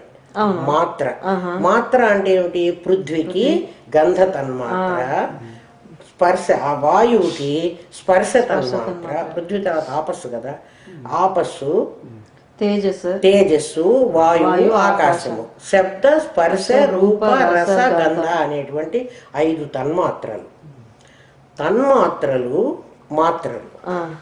స్పర్శాస్తు, స్పర్శ అంటే తగలడం వల్ల నీ వృత్తి, అహం వృత్తిలో నుంచి రిఫ్లెక్ట్ అయింది. అహం వృత్తి అనగానే నువ్వు రిఫ్లెక్టెడ్ జ్ఞానం అనే గుర్తుపెట్టుకో. పంచభూతాల్లో రిఫ్లెక్ట్ అయిన జ్ఞానం, దాన్ని వేదాంత భాషలో చిదాభాస జ్ఞానం అంటారు. ఒరిజినల్ జ్ఞానం కాదు. కానీ ఇది కాకపోలేదు. కరెక్ట్. సూర్య ప్రతిబింబమే ప్రతిబింబం. సూర్యుడిలో ఉన్న ఒక శక్తి దీంట్లో లేదు. అక్కడ సర్వజ్ఞత్వం ఉంది, ఇక్కడ లిమిటెడ్, ఇక్కడ కించిజ్ఞత్వం ఉంటుంది, లిమిటెడ్. ఈ లిమిటెడ్ జ్ఞానం 5 ద్వారా బయటకు వస్తోంది. 5 ద్వారా బయటకు వచ్చి ఎవరి మీదకి వెళ్తోంది అంటే ఈ కాంతి ఎక్కడి దాకా వెళ్తోంది అంటే పంచ తన్మాత్రల వరకు వెళ్తోంది. వెళ్ళి స్పృశిస్తోంది, స్పర్శ, దాన్ని టచ్ అవుతోంది. దాన్ని టచ్ అయ్యి మళ్ళీ అది పోలేక ఇంకా వెనక్కి తిరిగి వస్తుంది. మాత్రా స్పర్శాస్తు కౌంతేయ, కౌంతేయ అని పిలిచాడు ఇక్కడ. ఎందుకు చెప్తున్నానో అర్జునా నీకు తెలుసునా, నువ్వు మా అత్త కొడుకు కాబట్టి నీకు ఇంత రహస్యం చెప్తున్నా, లేకపోతే చెప్పను. అంటే నువ్వు నావాడివి కాబట్టి నీకు చెప్తున్నాను అన్నాడు. నన్ను మొన్న ఎవరో ఒక ఆమె వచ్చి, భగవద్గీత మేము రోజు చదువుకుంటామండి, చదువుకోవచ్చా ఉండని, చదువుకోవచ్చా అని అడిగింది. ఎందుకు చదువుకోకూడదమ్మా అన్న. నీకు అర్థమైతే చదువుకోవచ్చు. అర్థం కావడానికి ఏముందండి, అక్కడే అర్థం ఉంటుంది కదా అంటే, అక్కడ ఉంటే అర్థం చదువుకుంటే దానివల్ల ఏ లాభము లేదు. ఇప్పుడు దీంట్లో ఏమి అర్థం రాసింది? దీంట్లో ఏమి రాసిందో నీకు మళ్ళీ చెబుతా, నేను చదివి చెబుతా. దీంట్లో అర్థం ఇట్లా ఉండదు. అవును, unless you explain it, nobody can figure it out. But just wanted to understand, like, how much explanation do they give for it? వాడు ఏమంటాడంటే, ఇదిగో చూడు, ఇక్కడ ఏం చెప్తాడంటే, అర్జున, ఇంద్రియముల యొక్క శబ్దస్పర్శాది విషయ సంయోగములు ఒకప్పుడు శీతమును, ఒకప్పుడు ఉష్ణమును, ఒకప్పుడు సుఖమును, మరొకప్పుడు దుఃఖమును కలుగజేయుచున్నవి, రాకపోకడలు కలవి, అస్థిరములై ఉన్నవి, కాబట్టి వాటిని ఓర్చుకో. వాట్ అది ఒకప్పుడు నీకు అంతే ఉంటుంది, అందుకని ఓర్చుకో. అర్జున, ఇంద్రియముల యొక్క శబ్ద స్పర్శాది విషయ సంయోగములు ఒకప్పుడు శీతమును, ఒకప్పుడు ఉష్ణమును, ఒకప్పుడు సుఖమును, ఒకప్పుడు దుఃఖమును కలుగజేయును, మరియును అవి రాకపోకడలు కలవై ఉన్నవి, అస్థిరములై ఉన్నవి, కాబట్టి వారిని ఓర్చుకోను. అది సమాధానం. How can anybody understand that? ఎవ్వడికి. అందుకే భగవద్గీత గురువు ముఖతః వినాలి, గురువు చెప్తేనే వినాలి, లేకపోతే మనకి రాదు. సముద్రం నీళ్లు తాగేవే, నీళ్లే కదా, జలంగా నీళ్లే, మరి తాగడానికి పనికిరావు కదా. అవి మేఘం తీసుకెళ్ళాలి, వర్షించాలి, అప్పుడే కదా మనం తాగడానికి పనికి వస్తాయి. అందుకే గురువు ఉండాలి. గురువు లేకపోతే ఎవడు చెప్పలేదు. ఇప్పుడు చెప్తున్నాను నీకు, మాత్రలవి నీ దగ్గర ఉన్నటువంటి నీ చిదాభాస జ్ఞానం, నీ వృత్తి జ్ఞానం, దీని పేరు వృత్తి జ్ఞానం. వృత్తి జ్ఞానం 5గా డివైడ్ అయ్యి ఒక్కొక్క దాని మీదకి వెళుతోంది. వాటిని కాసేపు కిరణాలు అని అనుకో, నీ జ్ఞానం వెళుతోంది, వాటికి కిరణాలు అక్కర్లేదు. నా జ్ఞానం వెళ్ళటానికి కిరణాలు అవసరం లేదు. ఇప్పుడు నువ్వు ఇక్కడ ఉన్నావు, మెడ్రాస్లో ఉన్న మీ అమ్మని చూడని అన్నాను, నువ్వు వెళ్ళావు. అన్నిటికంటే వేగంగా పరిగెత్తేది మనస్సు అన్నారు కదా. ఇప్పుడు మనస్సు వెళ్ళిందా? అక్కడ ఉండే జ్ఞానం ఈక్వల్ అని ఉంది కాబట్టి ఆ జ్ఞానమే అక్కడ గుర్తించింది కదా. కాబట్టి జ్ఞానం పరిగెత్తక్కర్లేదు. ఇది ఎందుకు వెళ్లాల్సి వస్తోంది అంటే, ఇది చిదాభాస జ్ఞానం. ఇది ఒరిజినల్ జ్ఞానం కాదు, వృత్తి జ్ఞానం. అందుకే చెప్తున్నా నీకు అర్థం చేసుకోమని. ఈ వృత్తి జ్ఞానం కన్ను ద్వారా వచ్చింది, బయట దాకా వచ్చి ఎక్కడి దాకా వెళ్ళింది? స్పర్శ మాత్రల వరకు వెళ్ళింది. దాని తన్మాత్ర, కంటికి కన్ను అగ్ని నుంచి వచ్చింది. దాని తన్మాత్ర ఏమిటి అంటే అక్కడ దృశ్యం, దృశ్యాన్ని చూస్తుంది, అంతవరకే వెళ్ళింది. కన్నుని శబ్దం వినమను, దాని జ్యూరిడిక్షన్ కాదు, అందుకని అది శబ్దం వినలేదు. లిమిటెడ్ జ్ఞానం అని అందుకే అన్నాను. లిమిటెడ్ జ్ఞానం కాకపోతే శబ్దం కూడా వింటుంది. కరెక్ట్ కదా, అన్నీ తెలుసుకోగలరు. ఇది ఆభాస జ్ఞానం. ఆభాస జ్ఞానం అక్కడి వరకు వెళ్ళి దాన్ని దాటిపోలేక, ఎందుకంటే దాన్ని అక్కడ పట్టేసింది, మళ్ళీ వెనక్కి తిరిగి వచ్చింది. ఇది దాని దగ్గరికే ఎందుకు వెళ్ళగలిగింది అంటే జన్య జనక సంబంధం. జన్య జనక సంబంధం అంటే ఒక పిల్లవాడిని, చిన్న పిల్లవాడిని వదిలేస్తే వాడు పాకుకుంటూ వెళ్ళి 10 మంది ఆడవాళ్ళు కూర్చున్నా వాళ్ళమ్మ దగ్గరికే వెళ్తాడు, ఇంకోళ్ళ అమ్మ దగ్గరికి వెళ్ళాడు ఆ పిల్లవాడు. వాడు ఎట్లా గుర్తుపెట్టుకున్నాడు? ఇది వాడెమ్మ అని వాడికి తెలుసు. Yeah. అట్లాగే ఈ శబ్దస్పర్శ రూపరసగంధాలు అనేటువంటి ఈ ఇంద్రియాలు, మన దగ్గర ఇంద్రియాలు ఉన్నాయి కదా, ఈ ఇంద్రియాలు వాడి జన్యకు సంబంధం అది. వాడి తల్లిదండ్రులు అక్కడ ఉన్నారు.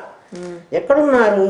పృథ్వీ నుంచి నీకు ముక్కు వచ్చింది, అందుకని వాసనని పృథ్వీ నుంచి ముక్కే గ్రహిస్తుంది, వాసన చెవి గ్రహించదు. ముక్కుకి పృథ్వీకి జన్యజనక సంబంధం ఉంది, అర్థమైందా? అందుకే ఇప్పుడు మాత్ర అంటే అక్కడ మాత్ర, అక్కడ ఏమిటి? గంధం. గంధం అనేది ఒక మాత్ర. ఇక్కడ దాని కొడుకు నా ముక్కు అనేది నా దగ్గర ఉంది. ఈ ముక్కు ఆ గంధం అనేటువంటి దాన్ని గ్రహించి వెంటనే వాసన వచ్చింది అంటాం. ముక్కు గ్రహించింది, చెవి గ్రహించాలి. పృథ్వీకి ఆపస్సు, అక్కడెక్కడో ఏదో వండుతున్నారు, నా నోట్లో నీళ్లు ఊరుతాయి, నేను ఇంకా ఆ పదార్థం తినలే. దానికి నాకు జన్యజనక సంబంధం ఉంది, రుచి. ఆ పదార్థం రుచిని ముక్కు గ్రహించలే. ముక్కు వాసన చూసి చెప్పింది అక్కడ మైసూర్ పాక్ చేస్తున్నారు అని. వెంటనే నా నోట్లో నీళ్లు ఊరినాయి, ఓ ఇది నేను తినాలి అని. ఏమ్మా అంటే ముక్కుకి దానికి సంబంధం. అక్కడ మాత్రం రుచి, రసనేంద్రియం ఇక్కడ నా దగ్గర ఉన్నది, ఇది దానికి సంబంధం కనుక్కుంది. శబ్దము గంధము అయిపోయింది, పృథ్వీ ఆపస్ అయింది, తేజస్సు కన్ను దగ్గరికి వచ్చేటప్పటికి దృశ్యం, రూపం చూస్తుంది, వాయువు స్పర్శ, టచ్, స్పర్శేంద్రియం చర్మం, తర్వాత చెవి, శబ్దం. కాబట్టి శబ్ద స్పర్శ రూప రస గంధం అనేటువంటి 5 తన్మాత్రలని 5 భూతాలు గుర్తిస్తున్నాయి. 5 భూతాలకు సంబంధించినటువంటివి నా దగ్గర ఉన్నాయి. ఇప్పుడు చూడు, ఆలోచన చేయి కౌంతేయ, ఈ ఇంద్రియాలు తీసేస్తే నేను అంటే నువ్వు తీసేయద్దు, తీసేసినట్టుగా అనుకో. కంసలి వాడి దగ్గరికి వెళ్ళి మనం ఈ నగని మార్చాలి అని అనుకుంటాం అనుకో హేమా, అమ్మేయాలనుకున్నాను, వాడి దగ్గరికి వెళ్ళాను, వాడు ఆ నగని చెడగొట్టడు.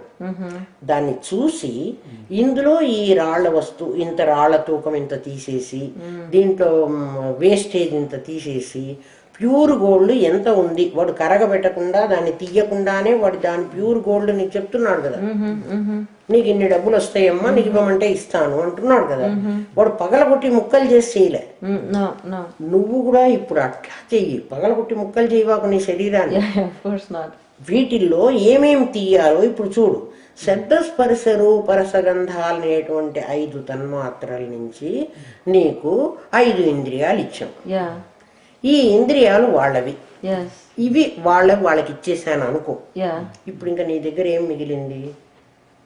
నీ మనస్సు అర్థం అని చెప్పేశావు కదా, వాడికి ఆ అర్థం వాడికి ఇచ్చేసి, అందులో బొమ్మ పడితే కదా నువ్వు ఇచ్చేసావు, అర్థం లేదు. శబ్దస్పర్శ రూపరసగంధాలు ఇప్పుడు లేవు. 3 గుణాల్లో ఒక గుణం అంతా నీ శరీరం, మాంసము, కండరాలు, ఎముకలు, 7 సప్తవిధ ధాతువులు అని చెప్పేశాను, ఇవి లేవు. ఏమ్మా జ్ఞానేంద్రియ పంచకం, కర్మేంద్రియ పంచకం, నీకు ఈ శరీరము, మనస్సు, బుద్ధి, అహంకారం, ఇవన్నీ వీళ్ళవని చెప్పేసా. ఇంతకుముందే చెప్పుకున్నాను కదా, ఎవరివి వాళ్ళకి ఇచ్చేసి. ఇప్పుడు నీ దగ్గర ఏం మిగిలింది? నీ జ్ఞానం ఒక్కటే మిగిలింది, అదే నువ్వు. వాళ్ళవన్నీ దగ్గర పెట్టుకుని ఇవన్నీ నా వెంటావేమిటి, వీటిని అన్నిటినీ కలిసి అహంకరిస్తున్నావేమిటి? ఆలోచించు. 3 గుణాలు వచ్చినాయా? 3 గుణాల నుంచి వచ్చింది నీకు రక్తము, ఎముకలు, కండరము, మాంసము, అస్థి, మజ్జ, శుక్లము, 7 నీవి. ఆ 7 ఇట్లా పక్కకు పెట్టు, నువ్వేం తీయవాకు, నువ్వు ఆలోచనలో తీసే. పంచభూతాల నుంచి నీకు వచ్చినటువంటివి జ్ఞానేంద్రియ, కర్మేంద్రియ పంచకం. మనస్సు, బుద్ధి, చిత్తం, అహంకారం అనేటువంటి నీ సత్వగుణంలోంచి, రజోగుణంలోంచి వచ్చినాయి. సత్వ రజస్ తమో గుణాలు తీసి పక్కన పెట్టు, పంచభూతాలు తీసి పక్కన పెట్టు కదా. ఇప్పుడు మిగిలింది ఏముంది? నీ శరీరంలో ఏ భాగం మిగిలిందో చెప్పు. జ్ఞానం తప్ప ఏం లేదు. ఆ జ్ఞానమే నీవు. ఇవన్నీ నేను అనుకుంటున్నావు, నువ్వే మాట్లాడుతున్న మాటల్లోనే విను. ఇవన్నీ నాది అంటున్నావు నువ్వు, నువ్వు కూడా అంటలే. Correct correct. నేను కన్ను అంటలేదు కదా నువ్వు. Yeah yeah. కన్ను నాది అంటున్నావు, చెవి నాది అంటున్నావు. నువ్వెవరు అంటే మొట్టమొదటి పొద్దున్న నిద్ర లేచావే అది నీవు. Correct correct. దాని పేరు అహం వృత్తి. ఇవన్నీ ఇదం వృత్తులు. నీకు 99 ఇదం వృత్తులు ఉన్నాయి నీ దగ్గర, ఒక్కటి అహం వృత్తి ఉంది. నీ అహం వృత్తి దగ్గరికి ఇదం వృత్తి రాగానే నీకు దాని మీద మోహం కానీ ద్వేషం కానీ కలుగుతున్నది. కరెక్ట్. ఆలోచించు అర్జున. మాత్రా స్పర్శాస్తు కౌంతేయ శీత ఉష్ణ సుఖ దుఃఖద. శీతలం కానీ ఉష్ణము కానీ సుఖం కానీ దుఃఖం కానీ. నాకు బాగా చలిగా ఉంది, నేను స్వెటర్ వేసుకోవాలి అనిపించింది అనుకో. నీకు చలి అనిపించింది అంటే ఎవరు చెప్తున్నారు నీకు ఈ మాట? నానం చెప్తుంది, చర్మం చర్మం చెప్తుంది. సారీ సారీ, ఓకే కదా. గాటి గాటి. నీ చర్మానికే కదమ్మా, Yeah. స్పర్శేంద్రియమే కదా నీకు స్పర్శ చెప్తోంది, నీ చర్మం చెప్తోంది కదా. నాకు వేడిగా ఉంది, నీ చర్మమే చెప్తోంది. నాకు చాలా బాగుంది, సుఖంగా ఉంది, దుఃఖంగా ఉంది అని నువ్వెవరంటున్నారంటే నువ్వు బాగా ఆలోచించు. తను ఏ స్టేట్లో ఉందో దానికి ఆపోజిట్ అన్నీ దానికి దుఃఖం. ఓ యా, ఆఫ్ కోర్స్. చూడు ఎందుకు అది ఎట్లా ఉంది. బికాస్ జ్ఞానం ఇస్ ఆల్వేస్, జ్ఞానం అసలు వేరే ఉంది. జ్ఞానం ఇప్పుడు మాట్లాడటం లేదు, ఇప్పుడు మాట్లాడుతోంది రిఫ్లెక్టెడ్ జ్ఞానమే. రిఫ్లెక్టెడ్ జ్ఞానమే అంటోంది. తనకు భిన్నంగా ఉన్నటువంటిది తనకు హాయిగా ఉన్నదాన్నేమో నాకు బాగుంది అంటోంది, తనకు హాయిగా లేని దాన్ని నాకు బాగలేదు అంటోంది. ఒక అత్తగారు చచ్చిపోయిందమ్మా, కూతురేమో అయ్యో మా అమ్మ చచ్చిపోయింది, ఇంకా నాకు ఆ ఇంటితో సంబంధం పోయింది, ఇంకా అన్న ఇల్లు తమ్ముడి ఇల్లు అనుకోవాల్సిందే కానీ మా అమ్మ ఇల్లు లేదు అని కూతురు ఏడుస్తున్నది. కోడలు పీడ పోయిందిరా, ఇంకా ఈ ఇల్లు నాదేని అనుకుంటాం. అంటే చావనేది దాని పని. మా గురువు గారు మాకు ఇదే చెప్పేవాళ్ళు, బాగా అర్థం. ఏం మన ఇద్దరు వస్తున్నదా? ఆలోచిస్తున్నావా? కాదు. అందుకని ఇప్పుడు దానికి నచ్చిందైతే దానికి దుఃఖం అవుతుంది, నచ్చుతోంది. దానికి నచ్చనిదైతే దుఃఖం ఇస్తుంది. సావు అనేది దుఃఖం ఇవ్వాలంటే అందరికీ దుఃఖం ఇవ్వాలి. సావు అనేది సంతోషమే ఇవ్వాలంటే అందరికీ సంతోషం ఇవ్వాలి. ఒకళ్ళకి సంతోషం ఒకళ్ళకి దుఃఖం వస్తుంది. ఎందుకు వస్తుంది? వీడికి ఇది కావాలనుంది, దీనికి వ్యతిరేకంగా జరిగితే వాడికి అది తెలుస్తోంది. ఇవన్నీ శీతోష్ణ సుఖ దుఃఖద నీ మీద ఆధారపడి ఉన్నాయి. సుఖం గాని దుఃఖం గాని చలి గాని వేడి గాని లాగా కదా. నీకు ఎండాకాలం ఉందనుకో నీకు చలి నచ్చుతోంది, నీకు చలికాలం ఉందనుకో వేడి నచ్చుతోంది. అంటే నీకు ఏది ఉంటే ఇంకోటి కావాలని అనుకుంటున్నావు. నీకు సుఖం కావాలి అనుకుంటున్నావు అనుకో, ఇప్పుడు నువ్వు దుఃఖంలో ఉన్నావని అర్థం కదా. సుఖం కావాలి అనుకుంటున్నావంటే ఇప్పుడు నువ్వు దుఃఖంలో ఉన్నావురా నాయనా అని అర్థం. కరెక్ట్. నువ్వు ఇప్పుడు ఆలోచించరా, ఈ ఇంద్రియాలు ఇంద్రియార్థములుగా, వాడు ఇంద్రియార్థములు అనాలి. కఠోపనిషత్తులో చెప్తాడు, ఇంద్రియాలు నీకు గుర్రాలట. నీ గుర్రాలు ఎక్కడికి పోతున్నాయి అంటే వాటి ఆహారం అక్కడ ఉంది. ఎక్కడుంది? బయట. బయట అంటే ఇవే ఈ పంచభూతాల్లో ఉన్న మాత్రా స్పర్శలే వాటి ఆహారాలు. అవి వాటి మీదకి పోతున్నాయి. నువ్వు నేను చూస్తున్నానంటున్నావేమిటి? ఎవడి పిల్లవాడు వాడమ్మ దగ్గరికి పోతే నువ్వు చేసింది ఏముంది ఇందులో? కళ్ళవి చూసినాయి. చూసినందువల్ల మనస్సు సుఖపట్టమా దుఃఖపట్టమా చేస్తోంది. దానికి ఇష్టమైంది వస్తే సుఖం అనుకుంటోంది, దానికి కష్టమైంది అయితే దుఃఖం అనుకుంటోంది. శీతోష్ణ సుఖ దుఃఖద దేనివల్ల వస్తున్నాయి? మాత్రా స్పర్శాస్తు కౌంతేయ. ఇవి ఆగమ అపాయులు, వస్తున్నాయి పోతున్నాయి. నువ్వు అర్థం చేసుకోలే అర్జున, ఇవి ఉండలేదు. నువ్వు ఉన్నావు, నువ్వు ఉన్నవాడివి. ఇవి ఆగమ అపాయను వస్తున్నాయి పోతున్నాయి. ఎప్పటికైనా నాకు ఎప్పుడూ దుఃఖాలు ఉన్నాయంటాడా? No. నాకు ఎప్పుడూ అనారోగ్యం ఉంది అంటాడా? No, no. అనారోగ్యం వచ్చింది Mhm. అంటే అనారోగ్యం వచ్చింది అంటే నువ్వు ఆరోగ్యవంతుడివి. Mm. వచ్చిన అనారోగ్యం మనం అందరం వచ్చామరా వీళ్ళింటి కాసేపు ఎంతసేపు ఉంటాము? మహా అయితే రాత్రి దాకా ఉంటాము కదా. తర్వాత వెళ్ళాలి కదా. మనం పోకపోతే వాళ్ళు కూడా పంపనే పంపిస్తారు. Oh, of course. ఇంకా మీరు పోలేదేమిటి, మీకు టైం అయింది కదా పోండి అని పంపిస్తారు కదా. రోగం కూడా వచ్చింది, ఎన్ని రోజులు ఉంచుకుంటాం మన దగ్గర? దాన్ని నువ్వు అందిస్తున్నావంటే ఏమని అర్థం? నువ్వు పో అని చెబుతున్నావు. నిన్నేం మేము రమ్మంటలేదు, పో. నాకు రోగం వచ్చిందంటే అవేమిటి? రోగం వచ్చింది కాసేపు ఉంటుంది, తర్వాత అదే పోతుంది. అది పోకపోతే పంపిస్తావు. అది పోవడం అంటే దానికే దగ్గర. నువ్వు పంపించడం అంటే మంది ఇచ్చి పంపించడం. దానికోసం నాకు తలనొప్పి వచ్చిందో, నాకు రోగం వచ్చిందో, అసలు నీకు రోగం రానే రాదు. ఆలోచించు. నాకు వచ్చిందంటే అవేమిటి? అది నీవా? ఒకసారి ఆలోచించి. ఈ శరీరంలో ఏ భాగము నువ్వు కాదు.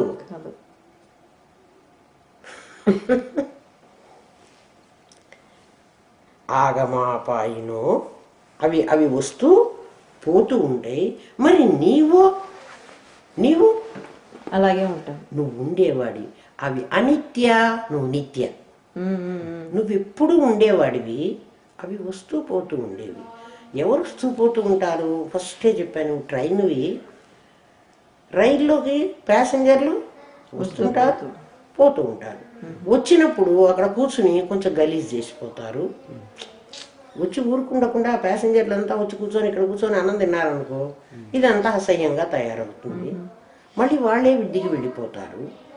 అంతే నీ శరీరంలోకి వచ్చేవాళ్ళు పోయేవాళ్ళు. సుఖాలు దుఃఖాలు కూడా అట్లాంటివి వస్తున్నాయి పోతున్నాయి. నువ్వెందుకు వాటికి ఎఫెక్ట్ అవుతున్నావు? అంటే నువ్వెవరో నీకు తెలియకపోబట్టి. రైలు ఎప్పుడన్నా ఏడుస్తున్నదా? ఇంతమంది జనాలు ఎక్కినాదని అంతా పాడి చేశారు అని ఏడిచిందా రైలు? ఏం లేదు. వాళ్ళే ఎక్కుతున్నారు, వాళ్ళే పోతున్నారు. అంటే ఉదాసీనంగా నువ్వు ఉండడం నేర్చుకో. అప్పుడు నువ్వు ఇవన్నీ ఎఫెక్టివ్. దీన్నంతా బ్రెయిన్ దాకా తీసుకుపోయి మనసుకు పట్టించి ఆ మనస్సు అంతా బాధపడిపోయి రోగాలు తెచ్చుకుని మళ్ళీ $180 ఖర్చు పెట్టి ఏమన్నా అర్థం ఉందా? పిచ్చివాడివి కాకపోతే ఏమక్కర్లేదు. ఓరి పిచ్చివాడా, ఎందుకురా అట్లా పిచ్చెక్కిపోతున్నావు? నువ్వు ఆలోచించు. భగవద్గీత అందుకే చెప్తున్నాడు కృష్ణుడు అర్జున, కౌంతేయ మన మీద ఎంత ప్రేమో చూడు. నువ్వు మా అత్త కొడుకు కాబట్టి నీకు ఈ సంగతి చెప్తున్నాను అంటున్నాడు. ఇంకొకటికైతే ఎవరికి నేను చెప్పను. కౌంతేయ అని పిలిచాడు కదా. అంటే మనం అంటే ఎంత ప్రేమో చూడు కృష్ణుడికి. మాత్ర స్పర్శాస్తు కౌంతేయ. ఏం జరిగినా కూడా, ఈ ప్రపంచంలో ఏం జరిగినా కూడా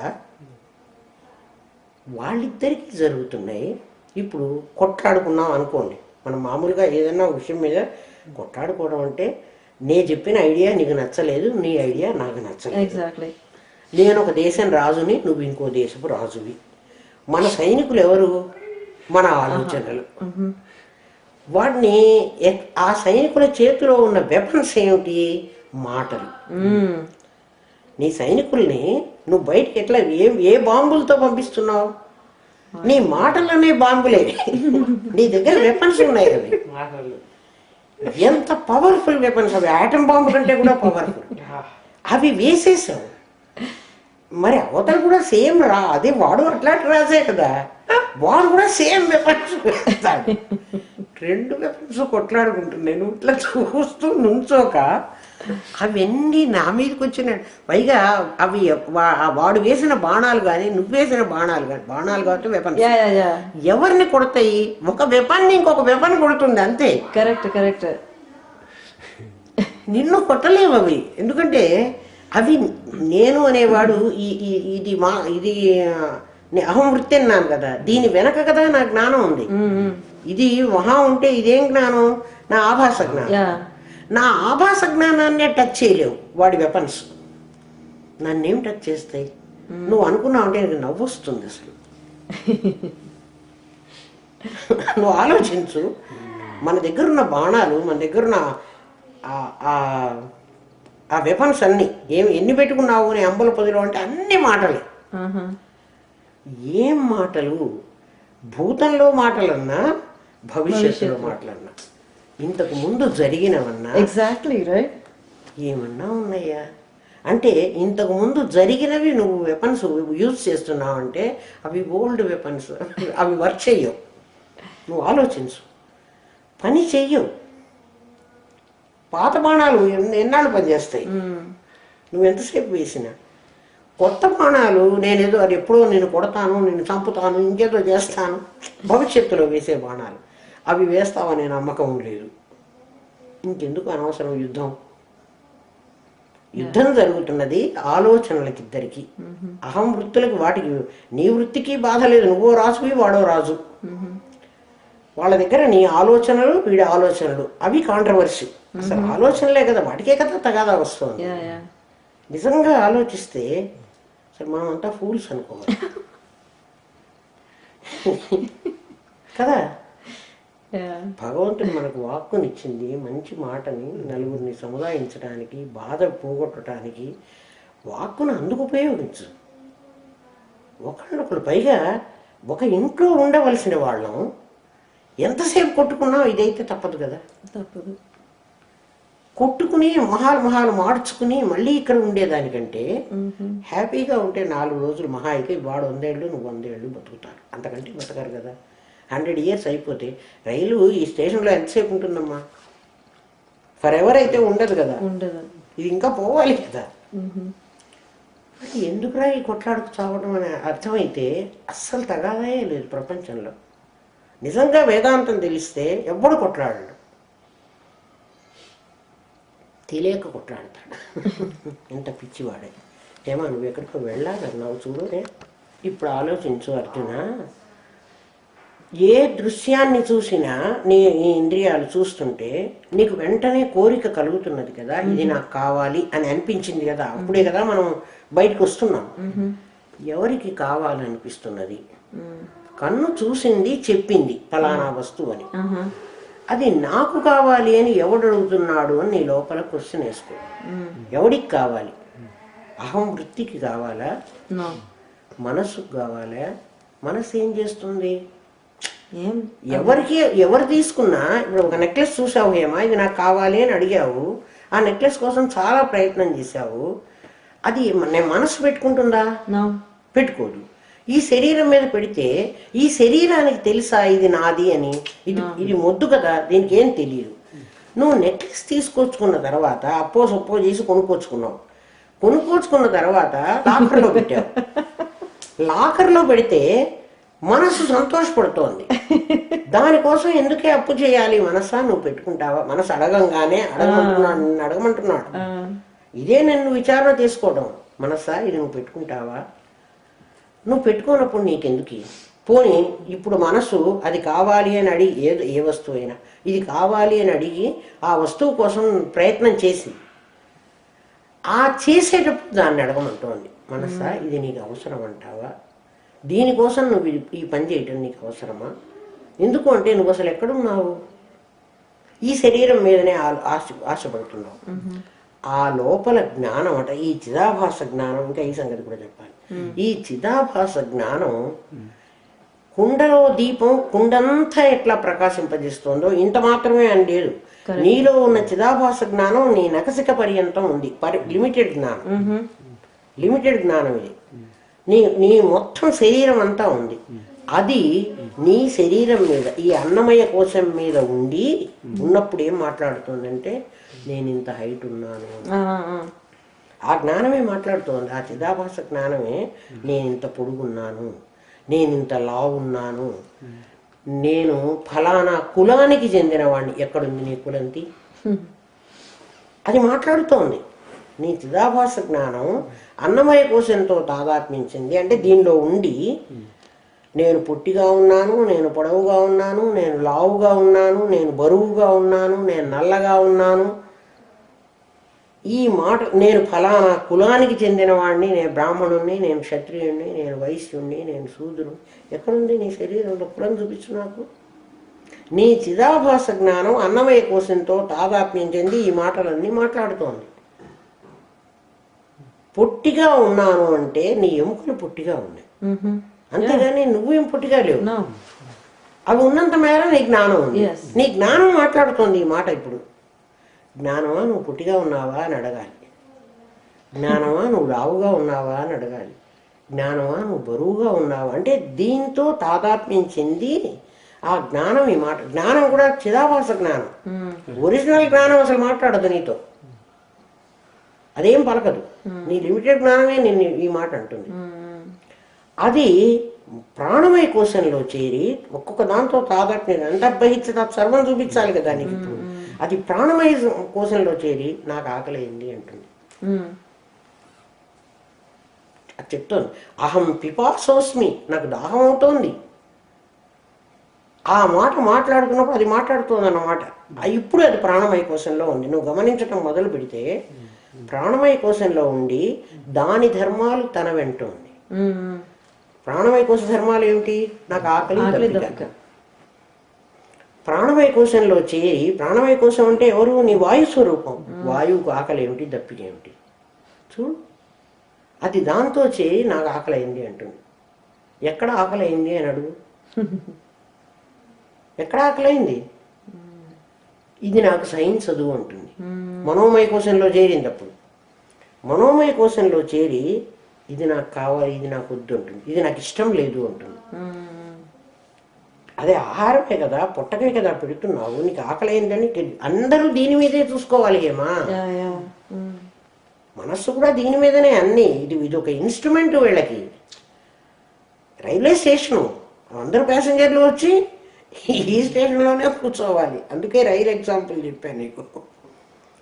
మనోమయ కోశంలో చేరి ఇది నాకు నచ్చదు అంటుంది, ఇది నాకు ఇష్టము అంటుంది, ఇది నేను ఆలోచించాను అంటుంది, ఇది నేను ఇట్లాగే చేస్తాను అంటుంది. చూడు, సంకల్పము వికల్పము రెండు అది ఈ చిదాభాస జ్ఞానం దాంతో చేరింది. ఇప్పుడు ఇంకా కాస్త లోపలికి వెళ్ళింది, నిశ్చయాత్మకమైన బుద్ధితో చేరింది. నేను చాలా పర్ఫెక్ట్ అంటుంది. ఎవరికి వాళ్ళు నేను పర్ఫెక్ట్ అంటారు. నీకు ఏ సమస్య వచ్చినా నువ్వు అంతర్ముఖమై నీ జ్ఞానం, చిదాభాస జ్ఞానం ఏ దాంట్లో చేరి దాంతో తాదాత్మ్యం చెంది ఈ కొట్లాడుతుందో నువ్వు ఆలోచించుకో. కొట్లాడి ఉండదు హేమ. నువ్వు లోపలికి వెళ్ళు. ఎవరితో చేరి నీ జ్ఞానం దాంతో చేరుతోంది. 5 కోశాలతో చేరుతోంది. 5 కోశాలతో చేరి ఇటువంటి వ్యవహారం అంతా చేస్తోంది. దీన్ని పోగొట్టుకోవాలంటే నువ్వేం చేయాలో చెబుతున్నాడు అర్జున. మాత్రా స్పర్శాస్తు కౌంతేయ, నేను ఇక్కడ అనాలజీ చెప్పాను నీకు, సింథసైజ్ చేసుకో. నువ్వు ఇప్పుడు అనాలజీ చెప్పాడు నీకు. నీ ఇంద్రియాలు, నీ జ్ఞానము ఇట్లా వ్యవహారం చేసి ఒక్కొక్క దాంట్లో చేరి ఇటువంటి తప్పుడు పనులన్నీ చేస్తోంది. దాంతో తాదాత్మ్యం చెంది దాని దోషాలన్నీ వీడి దోషాలుగా వేసుకుంటాం. నీకు ఎట్లా అర్థం కావాలంటే, ఒక దొంగవాడు నీకు ఫ్రెండ్, వాడు ఎప్పుడూ దొంగతనాలు చేస్తూ ఉంటాడు, వాడి పనే అది. వాడు కర్మజాలి నీకు స్నేహితుడైనాడు. నువ్వు దొంగతనం చేయలే, నువ్వు మంచివాడు, కానీ వాడితో కూడా ఉన్నావు. వాడు ప్రతి చోట దొంగతనం చేస్తున్నాడు.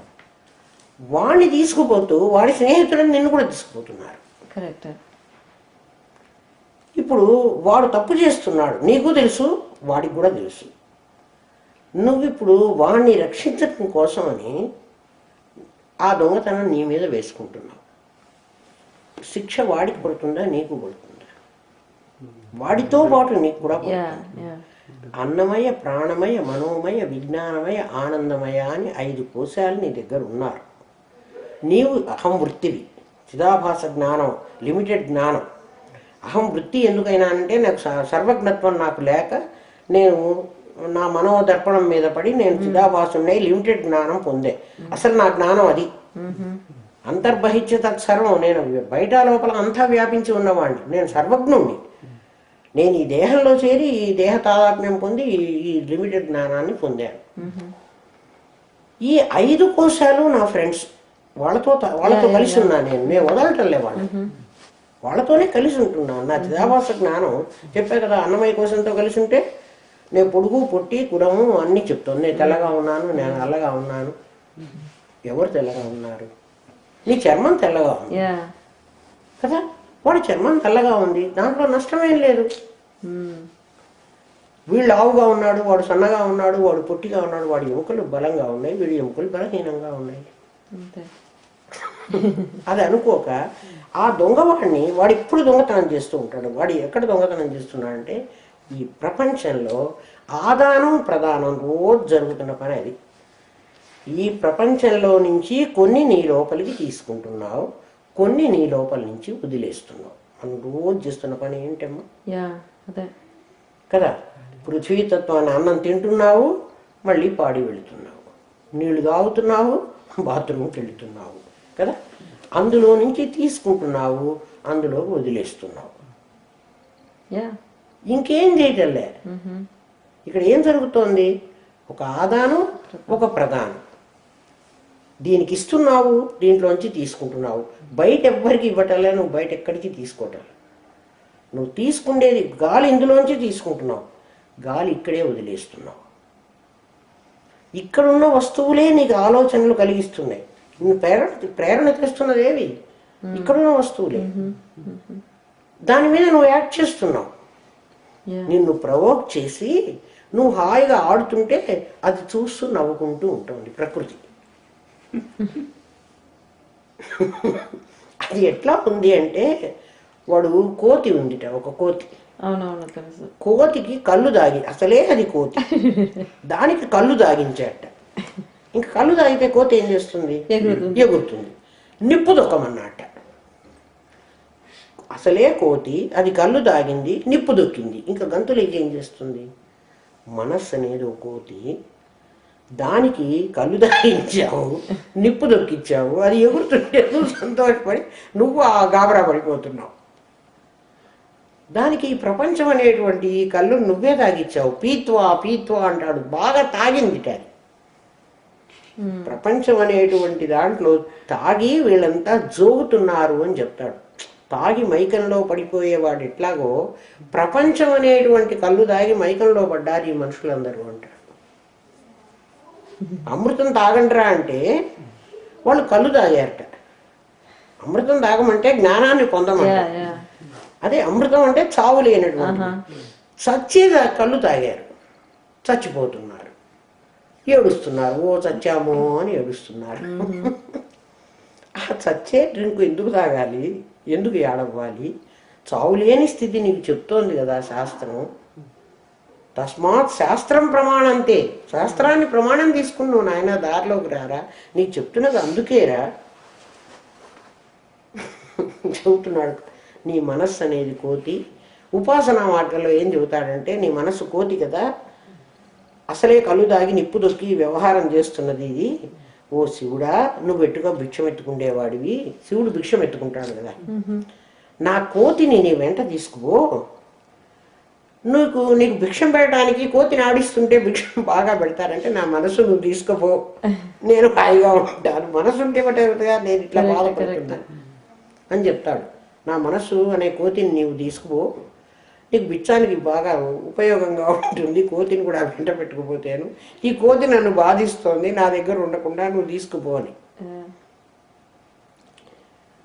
ఈ ఆగమాపాయిను, ఈ ప్రపంచంలో ఉండేటువంటి పంచభూతాలు, వాటి నుంచి నువ్వు తీసుకోవడము, వాటికి తిరిగి ఇవ్వడమే నీ ప్రపంచ వ్యవహారం. లావాదేవీలు, వ్యవహారం అంతా లావాదేవీలు. ఏమిటి అంటే దాని నుంచి తీసుకోవడం. లావాదేవీ అంటే ఏమిటి?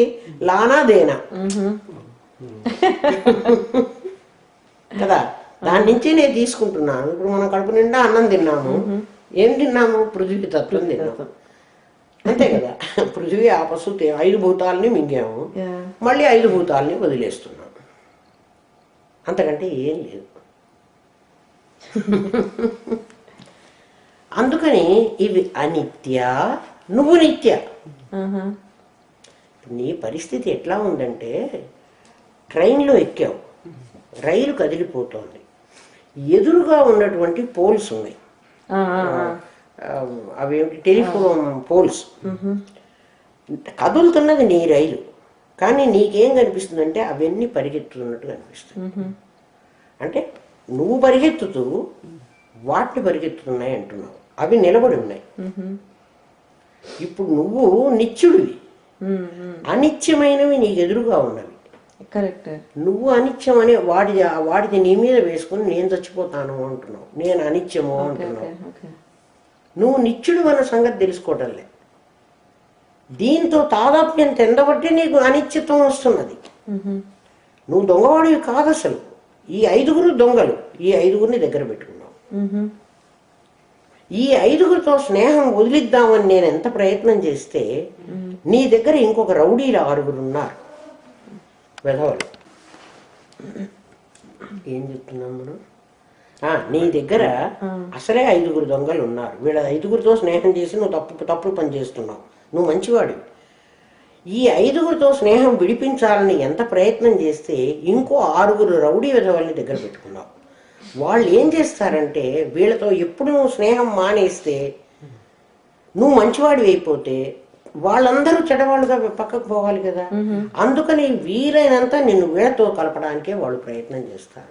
వాళ్ళు ఎవరంటే, ఒకటి కామం, క్రోధం, లోభం, మోహం, మదం, మత్సరం. ఈ 6 కామ క్రోధశ్చ లోభశ్చ దేహే తిష్టంతి తస్కర. మిగిలిన వాళ్ళని చెప్పలే. కామ క్రోధ లోభ మోహ మద మాత్సర్యం అనేటువంటి 6 వాళ్ళు. శ్లోకంలో సరిపోక కామ క్రోధశ్చ లోభశ్చ అన్నాడు. చ అంటే అవి కూడా అని. దేహే తిష్టంతి తస్కరాహ, వాళ్ళు దొంగల్ట. నీ శరీరంలో కూర్చున్నారు రహస్యంగా. ఎందుకు అంటే జ్ఞానరత్నాపహారాయ, నీ జ్ఞానరత్నాన్ని కాజేయటం కోసం కూర్చున్నారు. నువ్వెంతసేపు ఈ 5 వెధవలు, దొంగ వెధవలతో కలిసి ఉంటే అంటే వాళ్ళ పని సులువైపోతుంది. నీ జ్ఞానం అపహరించారు కదా ఇప్పుడు వాళ్ళు. నీకు జ్ఞానం లేదు. గురువు ఎన్నిసార్లు నాయన నువ్వు జ్ఞానస్వరూపుడివేనని చెప్తున్నా నీకు అనుభవం రావటంలే. అవును నేను జ్ఞానం అని నువ్వు అనలేకపోతున్నావు. నువ్వు జ్ఞానస్వరూపుడు, ప్రజ్ఞానం బ్రహ్మ అని గురువు చెప్తున్నాడు. నాయన నువ్వు అది అని, అహం బ్రహ్మాస్మి అనే స్థితికి నువ్వు రాలే. ఎందుకు అని అంటే ఇంతమంది అడ్డం పడుతున్నారు నీకు. ఈ 5 నీ స్నేహితులు, నీ స్నేహితులం అని చెప్పి నీ దగ్గర ఉండి వ్యవహారం చేస్తున్నారు. వీళ్ళు దగ్గరుండి పీక్కు తింటున్నారు. వాళ్ళు నిన్ను అటువైపు పోనీయకుండా ఆపి పెడుతున్నారు. ఆ 6 పెద్ద రౌడీలు ఉన్నారు. ఆలోచించుకో. వాళ్ళని తప్పించుకున్నావో నువ్వు పరమాత్మవి. తత్వమసి అన్నటువంటి మహావాక్యం నీకు అప్పుడు అనుభవంలో వస్తుంది. వాళ్ళు వస్తుంటే వాళ్ళని గుర్తుపడితే వాళ్ళు వెళ్ళిపోతారు. కరెక్ట్. నువ్వు గుర్తు పట్టనంత వరకే వాళ్ళు నిన్ను పీక్కు తింటారు. అంటే వాళ్ళు ఎవరో కూడా నీకు తెలియదు కదా మరి. అందుకనే గురువు చెప్పాలి. గురువు నీకు జ్ఞానం ఇవ్వడు కదా.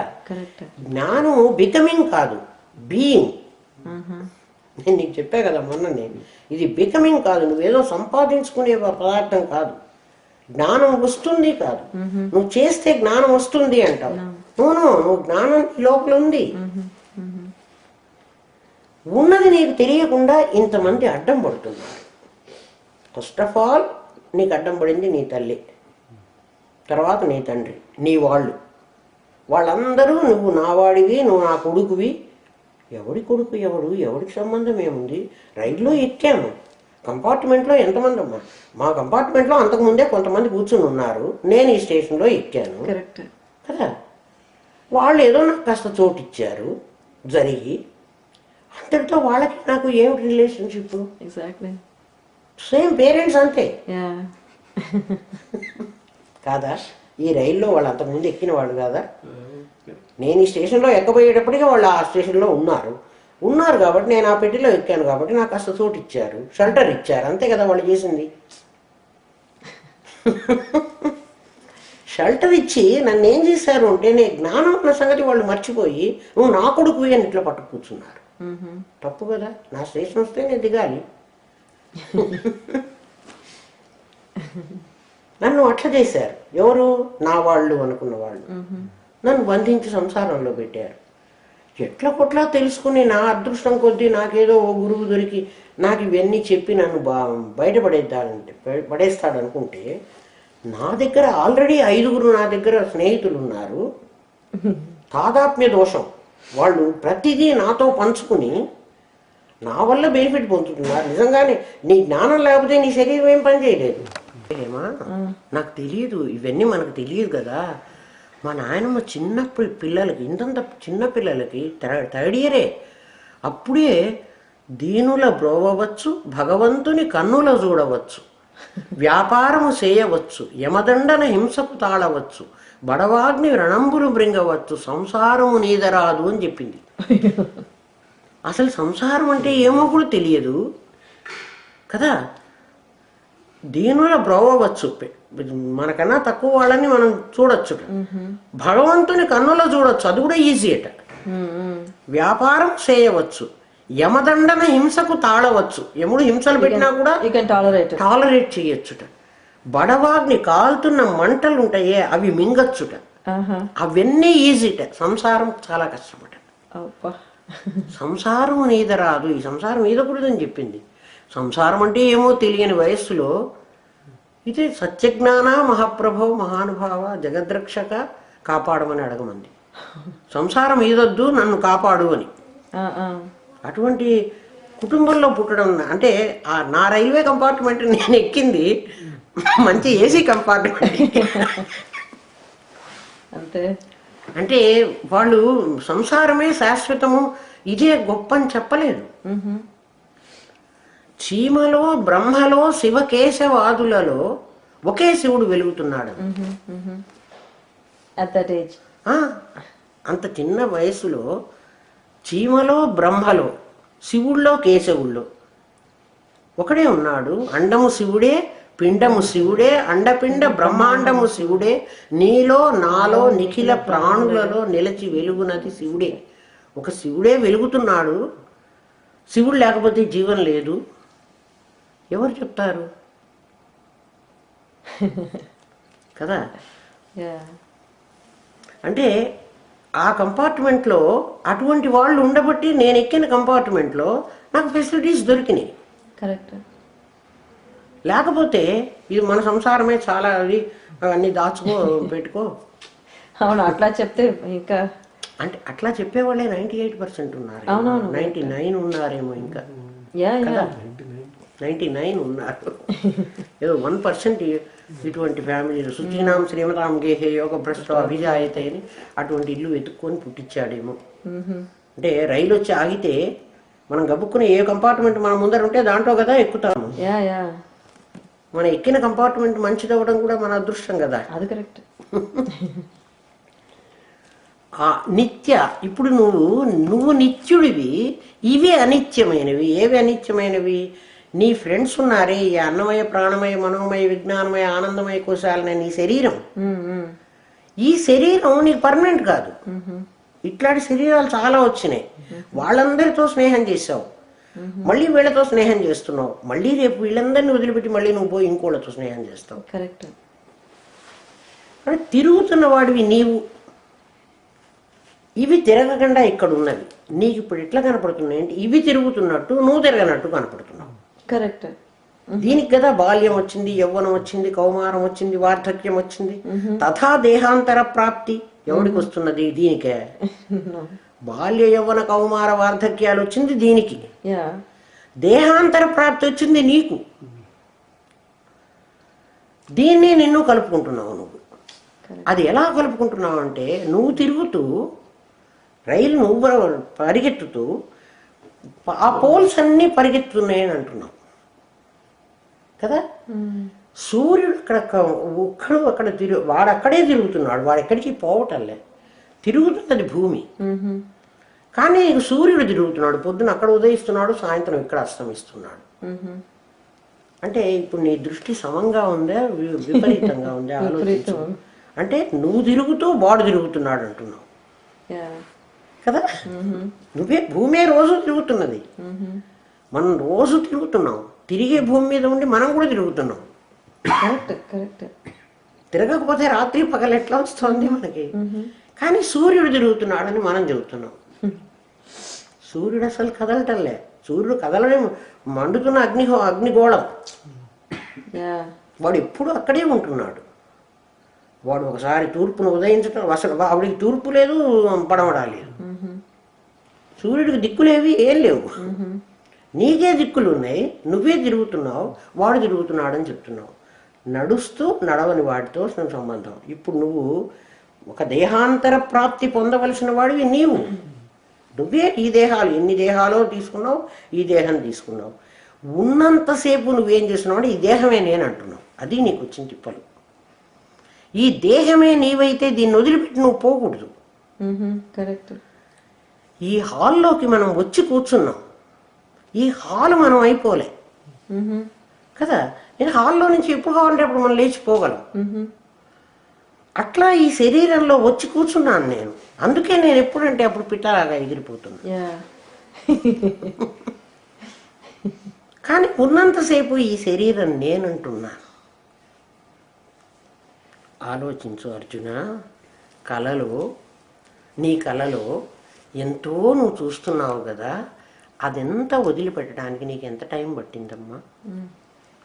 స్వప్న జగత్తుని వదిలేయటానికి నీకెంత సమయం కావాల్సి వచ్చింది? నీకు మెళుకో రాగానే ఉండండి నా కలంతా పోగొట్టుకోవడానికి నాకు అరగంట కావాలి, నాకు గంట కావాలి అని ఏమన్నా అడుగుతున్నావా? మరి ఇది వదిలించుకోవడానికి నువ్వెందుకు టైం అడుగుతున్నావు? నేను ఇంకా విచారణ చేయాలి, నాకు ఇంకా ఎప్పుడో ఆత్మ తెలియాలి, ఎందుకు ఈ కష్టపడుతున్నావు? నీ చెబుతుంది నీకు అర్థం కావట్లేదా అడుగుతున్నాడు కృష్ణుడు అర్జునుడు. అర్జున, నీకు అర్థం కావట్లేదా? ఈ 5 దొంగలు నీ దగ్గర ఉన్నారు, నువ్వు ఒప్పుకుంటున్నావా? వాళ్ళతో తాదాత్మ్యం పొంది నువ్వు వ్యవహారం చేస్తున్నావని నీకు అర్థమైందా? నీ కళను పోగొట్టుకోవటానికి నీకు ఒక్క క్షణం కూడా పట్టడం లేదు. అది కళ, అది అక్కర్లేదు అని తీసేయటానికి తెలియని వాడు నాకమ్మో నా కల్లో వాళ్ళు ఎవరో చచ్చిపోయినట్టు కళ వచ్చింది, వాళ్ళు చచ్చిపోతారేమో అని అజ్ఞాని బాధపడతాడు. జ్ఞాని అయిన వాడు, తెలిసిన వాడు కల్లో చచ్చిపోయినాడు కదా, నిజంగా చావలేదు కదా, వాడు ఉన్నాడు కదా అని అనుకుని ఎట్లా వదిలేస్తున్నాడో, కళను వదిలేసుకోవడానికి నీకు టైం పట్టడం లేదు కదా అర్జున. ఇది ఇట్లాంటిది అని చెప్తే నీకు ఎన్ని ఉదాహరణలు చూపిస్తున్నా కదా. నువ్వనేవాడివి హాలు కాలేదురా నాయన, హాల్లో వచ్చి కూర్చున్నావు. నువ్వు వచ్చి కూర్చున్నావు అని నీకే తెలుసు. నేను మా అమ్మ కడుపున పడ్డాను అని నువ్వే చెప్తున్నావు కదా. నాకు డేట్ ఆఫ్ బర్త్ అని చెబుతున్నావు కదా ఒక రోజు. అంటే అంతకుముందు ఎక్కడున్నావు నువ్వు? ఎక్కడో ఉన్నావు కదా. ఎక్కడో ఉండి ఇందులోకి వచ్చావు. ఇది వదిలిపెట్టి ఇంకో దాంట్లోకి పోతావు. ఇంకో దాంట్లోకి పోయే ముందర సంగతి నేను చెబుతున్నా. ఒరే ఇంకో దాంట్లోకి పోవాకురా, ఇంకా చాలు, ఇప్పటిదాకా వచ్చింది చాలు, ఇదే పనే చేసావు, మళ్ళీ ఎందుకు ఆ పని చేస్తావు? దీంతో తాదాత్మ్యం వదిలేయమంటున్నా కదా. ఈ పట్టుకున్న వాళ్ళందరూ దొంగలని నీకు అర్థమైపోయింది. ఎందుకంటే మాత్రా స్పర్శాస్తు కోంతే, వాళ్ళు రోజు చేస్తున్న పని ఇదే. పోయి పంచభూతాల్లోంచి ఒకటి తెస్తున్నారు, నీ దగ్గర పెడుతున్నారు. దానివల్ల నీకు సంతోషమో దుఃఖమో అని నీకు ఒకటి పెడుతున్నారు. ఒక వస్తువు కొనుక్కోవడం వల్ల నీకు ఆనందం కలిగింది, నాకు హాయిగా హ్యాపీగా ఉంది అండి. ఆ హ్యాపీనెస్ ఎంతసేపు ఉంది? Few minutes. ఆగమాపాయను, అది వస్తున్నది పోతున్నది. పోనీ పర్మనెంట్ గా ఉందే, నా దగ్గరికి రా, నీకు పర్మనెంట్ ఆనందాన్ని నీకు చూపిస్తా. నా దగ్గరికి అంటే నీవే మామ్ అని చెప్తున్నా. అంటే పరమాత్మ నేను అంటే నువ్వే. తత్వమసి అన్న మహావాక్యంలో నేను నువ్వే. నాదేనేది నీదేనో ఏనో వాడు ఎవడో చెబుతాడు, ఒట్టిగా మాటలే చెబుతారు హేమా వాళ్ళు. ఎయిర్టెల్ వాడు నాదనేది నీదే, నీదనేది నాదే అంటాడు. వాడిది వీడి ఎందుకు అవుతుంది? ఇస్తే ఊరుకుంటాడా వాడు? ఒట్టిగా మాటలు చెబుతాడు. అట్లా చెప్పడం లేదు పరమాత్మ నీకు. తత్వమసి అన్న మహావాక్యంలో అర్జున నువ్వు నేనైపోతే వీళ్ళందరూ జన్మజన్మలకు వెళతారు. నువ్వు అంటున్నాడు ఉపాసన చేసి పుణ్యం చేసి కర్మ చేసి వాళ్ళందరూ పుణ్యం సంపాదించుకుంటున్నారు. వాళ్ళందరూ ఎక్కడికి పోతున్నారు? ఆ బ్రహ్మ భువనాల్లోక పునరావర్తినో అర్జున. వాళ్ళందరూ ఎక్కడికి పోయినా అర్జున మళ్ళీ ఇక్కడికి రావాల్సిన వాళ్ళు వాళ్ళ పుణ్యఫలాల ప్రకారం. ఇప్పుడు ఒకడు ఏపీ ఎక్స్ప్రెస్ ఎక్కాడు హేమ, ఒకడు మధ్యప్రదేశ్లో దిగిపోయినాడు, ఇంకొకడు ఇంకా కాస్త దూరం వెళ్ళి ఇంకో ఊళ్ళో దిగిపోయినాడు. ఇంకో ఊళ్ళో సంతరాలు అవి అమ్ముతారు ఏమిటి, నాగపూర్. ఒకడు నాగపూర్లో దిగిపోయినాడు. ఇంకొకడు ఇంకో ఊళ్ళో దిగిపోయినాడు, ఒకడు పాట్నాలో దిగిపోయినాడు, ఏదో ఒక్కొక్కడు ఒక స్టేషన్లో దిగిపోయినాడు. ఈ ఊరు నుంచి వెళ్ళారు వీళ్ళందరూ. మళ్ళీ ఇవాళ కాబట్టి ఒక నెల రోజులకైనా మళ్ళీ ఆ ట్రైన్ పట్టుకుని మళ్ళీ వాళ్ళు కొంపకు వస్తారు కదా, డెఫినెట్లీ ఇక్కడికే వస్తారు. అట్లా ఈ లోకాల నుంచి వెళ్ళిన వాళ్ళందరూ ఏ లోకాల్లోనూ ఉన్నారు కదా వాళ్ళంతా, వాళ్ళు పునరావర్తినో అర్జున మళ్ళీ వస్తారు. ఎప్పుడు వస్తారు వాళ్ళు అని అడిగితే అర్జునుడు అడిగాడు, వాళ్ళు ఎప్పుడు వస్తారు, వెళ్ళారు కదా ఎప్పుడు వస్తారు అని అడిగాడు. అర్జున లెక్క ప్రకారం అంటే మనకి సంవత్సరం, మనకి టైం ఉంది కదా, మన సంవత్సర కాలం మన పైలోకం వాడికి ఒక్కరోజు, వాడి సంవత్సర కాలం ఆ పై వాడికి ఒక రోజు, వాడి సంవత్సర కాలం ఆ పై వాడికి ఒక రోజు. అట్లా బ్రహ్మలోకం వరకు 7 లోకాలు ఉన్నాయి. ఈ 7 లోకాల టైం గ్యాప్ వీళ్ళందరి ఇన్ని మహాయుగాలు కలిస్తే బ్రహ్మగారికి ఒక పగలు. ఒక పగలు ఎంత ఉందో ఒక రాత్రి కూడా అంతే కదా. అట్లాంటివి బ్రహ్మగారికి 100 ఏళ్ల వయస్సు. మరి మనకు ఎన్ని మహాయుగాలు అయిపోతాయో నువ్వే లెక్కేసుకో. బ్రహ్మగారి 100 ఏళ్ళు, మనకెట్లా 100 ఏళ్ళు అయిపోతే మనం చచ్చిపోవాలో, బ్రహ్మగారు కూడా 100 ఏళ్ళు అయిపోయిన తర్వాత ఆయన కూడా చావాలి. ఇప్పుడు వైవస్వత మన్వంతరే అంటున్నాం మనం. వైవస్వత మన్వంతరం అయిపోయినాక ఇంకో 14 మంది మనువులు, ఇంకొక మన్వంతరం రావాలి కదా. వీడు 7వ వాడో 8వ వాడో ఇప్పుడు మనకున్నవాడు. వీడు అయిన తర్వాత రాత్రి ఆగమే, మళ్ళీ రాత్రి వచ్చేస్తే ప్రళయంతే, ప్రళయం అవుతున్నాయి. నువ్వు పగలు పనిచేసి రాత్రి పడుకుంటున్నావు కదా, రాత్రి అన్నీ నీ లోపలికి వెళ్ళిపోతున్నాయి. ఇది మన నిత్య ప్రళయం, మనకు రోజు. తర్వాత మనం చచ్చిపోతున్నాం, మళ్ళీ జన్మలు ఎత్తుతున్నాం. ఇంకా బ్రహ్మగారు పోలే. బ్రహ్మగారికి ఒక రోజు అయింది, 2 రోజులు అయింది, ఆయన 100 ఏళ్ల ఆయుష్ అయిపోయింది. అయిపోయిన తర్వాత ఆయన కూడా పోవాలి. అది బ్రహ్మ ప్రళయం. అప్పుడు మొత్తం ప్రళయం అయిపోతుంది. ఇంకొక బ్రహ్మగారు మళ్ళీ ఛార్జ్ తీసుకుంటారు, ఆయన మళ్ళీ స్టార్ట్ చేసుకుంటాడు. ఆ బ్రహ్మ భువనాల్లో నువ్వు చేసిన పుణ్యం ప్రకారం ఏ లోకానికి, సెకండ్ వాళ్ళు 50% మార్కుల వాళ్ళు ఈ లోకాలకు వెళ్తారు. దేహాత్మభావం జీవాత్మభావం వాళ్ళు ఈ లోకాలకు వెళతారు. ఎప్పుడు వస్తారు అంటే ఎప్పుడో ఒక రోజు మళ్ళీ కిందికి దిగి రావాలి. ఎప్పుడూ రాకపోయినా బ్రహ్మ ప్రళయంలో ఉన్నా రావాలి. వాళ్ళు ఎంతో పుణ్యం చేసుకున్నా కూడా బ్రహ్మతో పాటు ఉండి బ్రహ్మ ప్రళయంలో ఉన్నా వాళ్ళు తిరిగి రావాలి. ఆ బ్రహ్మ భువనాల్లోక, బ్రహ్మలోకం దగ్గర నుంచి ఇక్కడి వరకు పునరావర్తినో అర్జున, మళ్ళీ మళ్ళీ పుట్టాల్సిందే. మాముపేత్యతు కౌంతేయ పునర్జన్మన విద్యతే. పరమాత్మ గీతలో చెప్పాడు, నన్ను పొందిన వాళ్ళు, నేను అంటే కృష్ణుడు కాదు, నీ జ్ఞానం, నువ్వు ఆత్మవి, తత్వమసి అన్నవాడు అర్జున ఏ లోకానికి పోడు, వాడు ఇక్కడే ఉంటాడు. వాడు ఇలా విమర్శించుకోవాలి. విమర్శించుకుని నీది అన్నదాన్నంతా పక్కకు పెడితే నువ్వెవరో తేల్చుకుంటే నిన్ను నాలో కలుపుకుంటా కదా. అది చెబుతున్నాడు పరమాత్మ. మాత్రా స్పర్శాస్తు కౌంతేయ, వీటి వల్ల నాకు సుఖం ఉంది అని అనుకుంటున్నావు. సుఖం అనేది దుఃఖం అనేది నీ మీద ఆధారపడింది. ఆగమా అపాయను, వస్తుంటాయి పోతుంటాయి.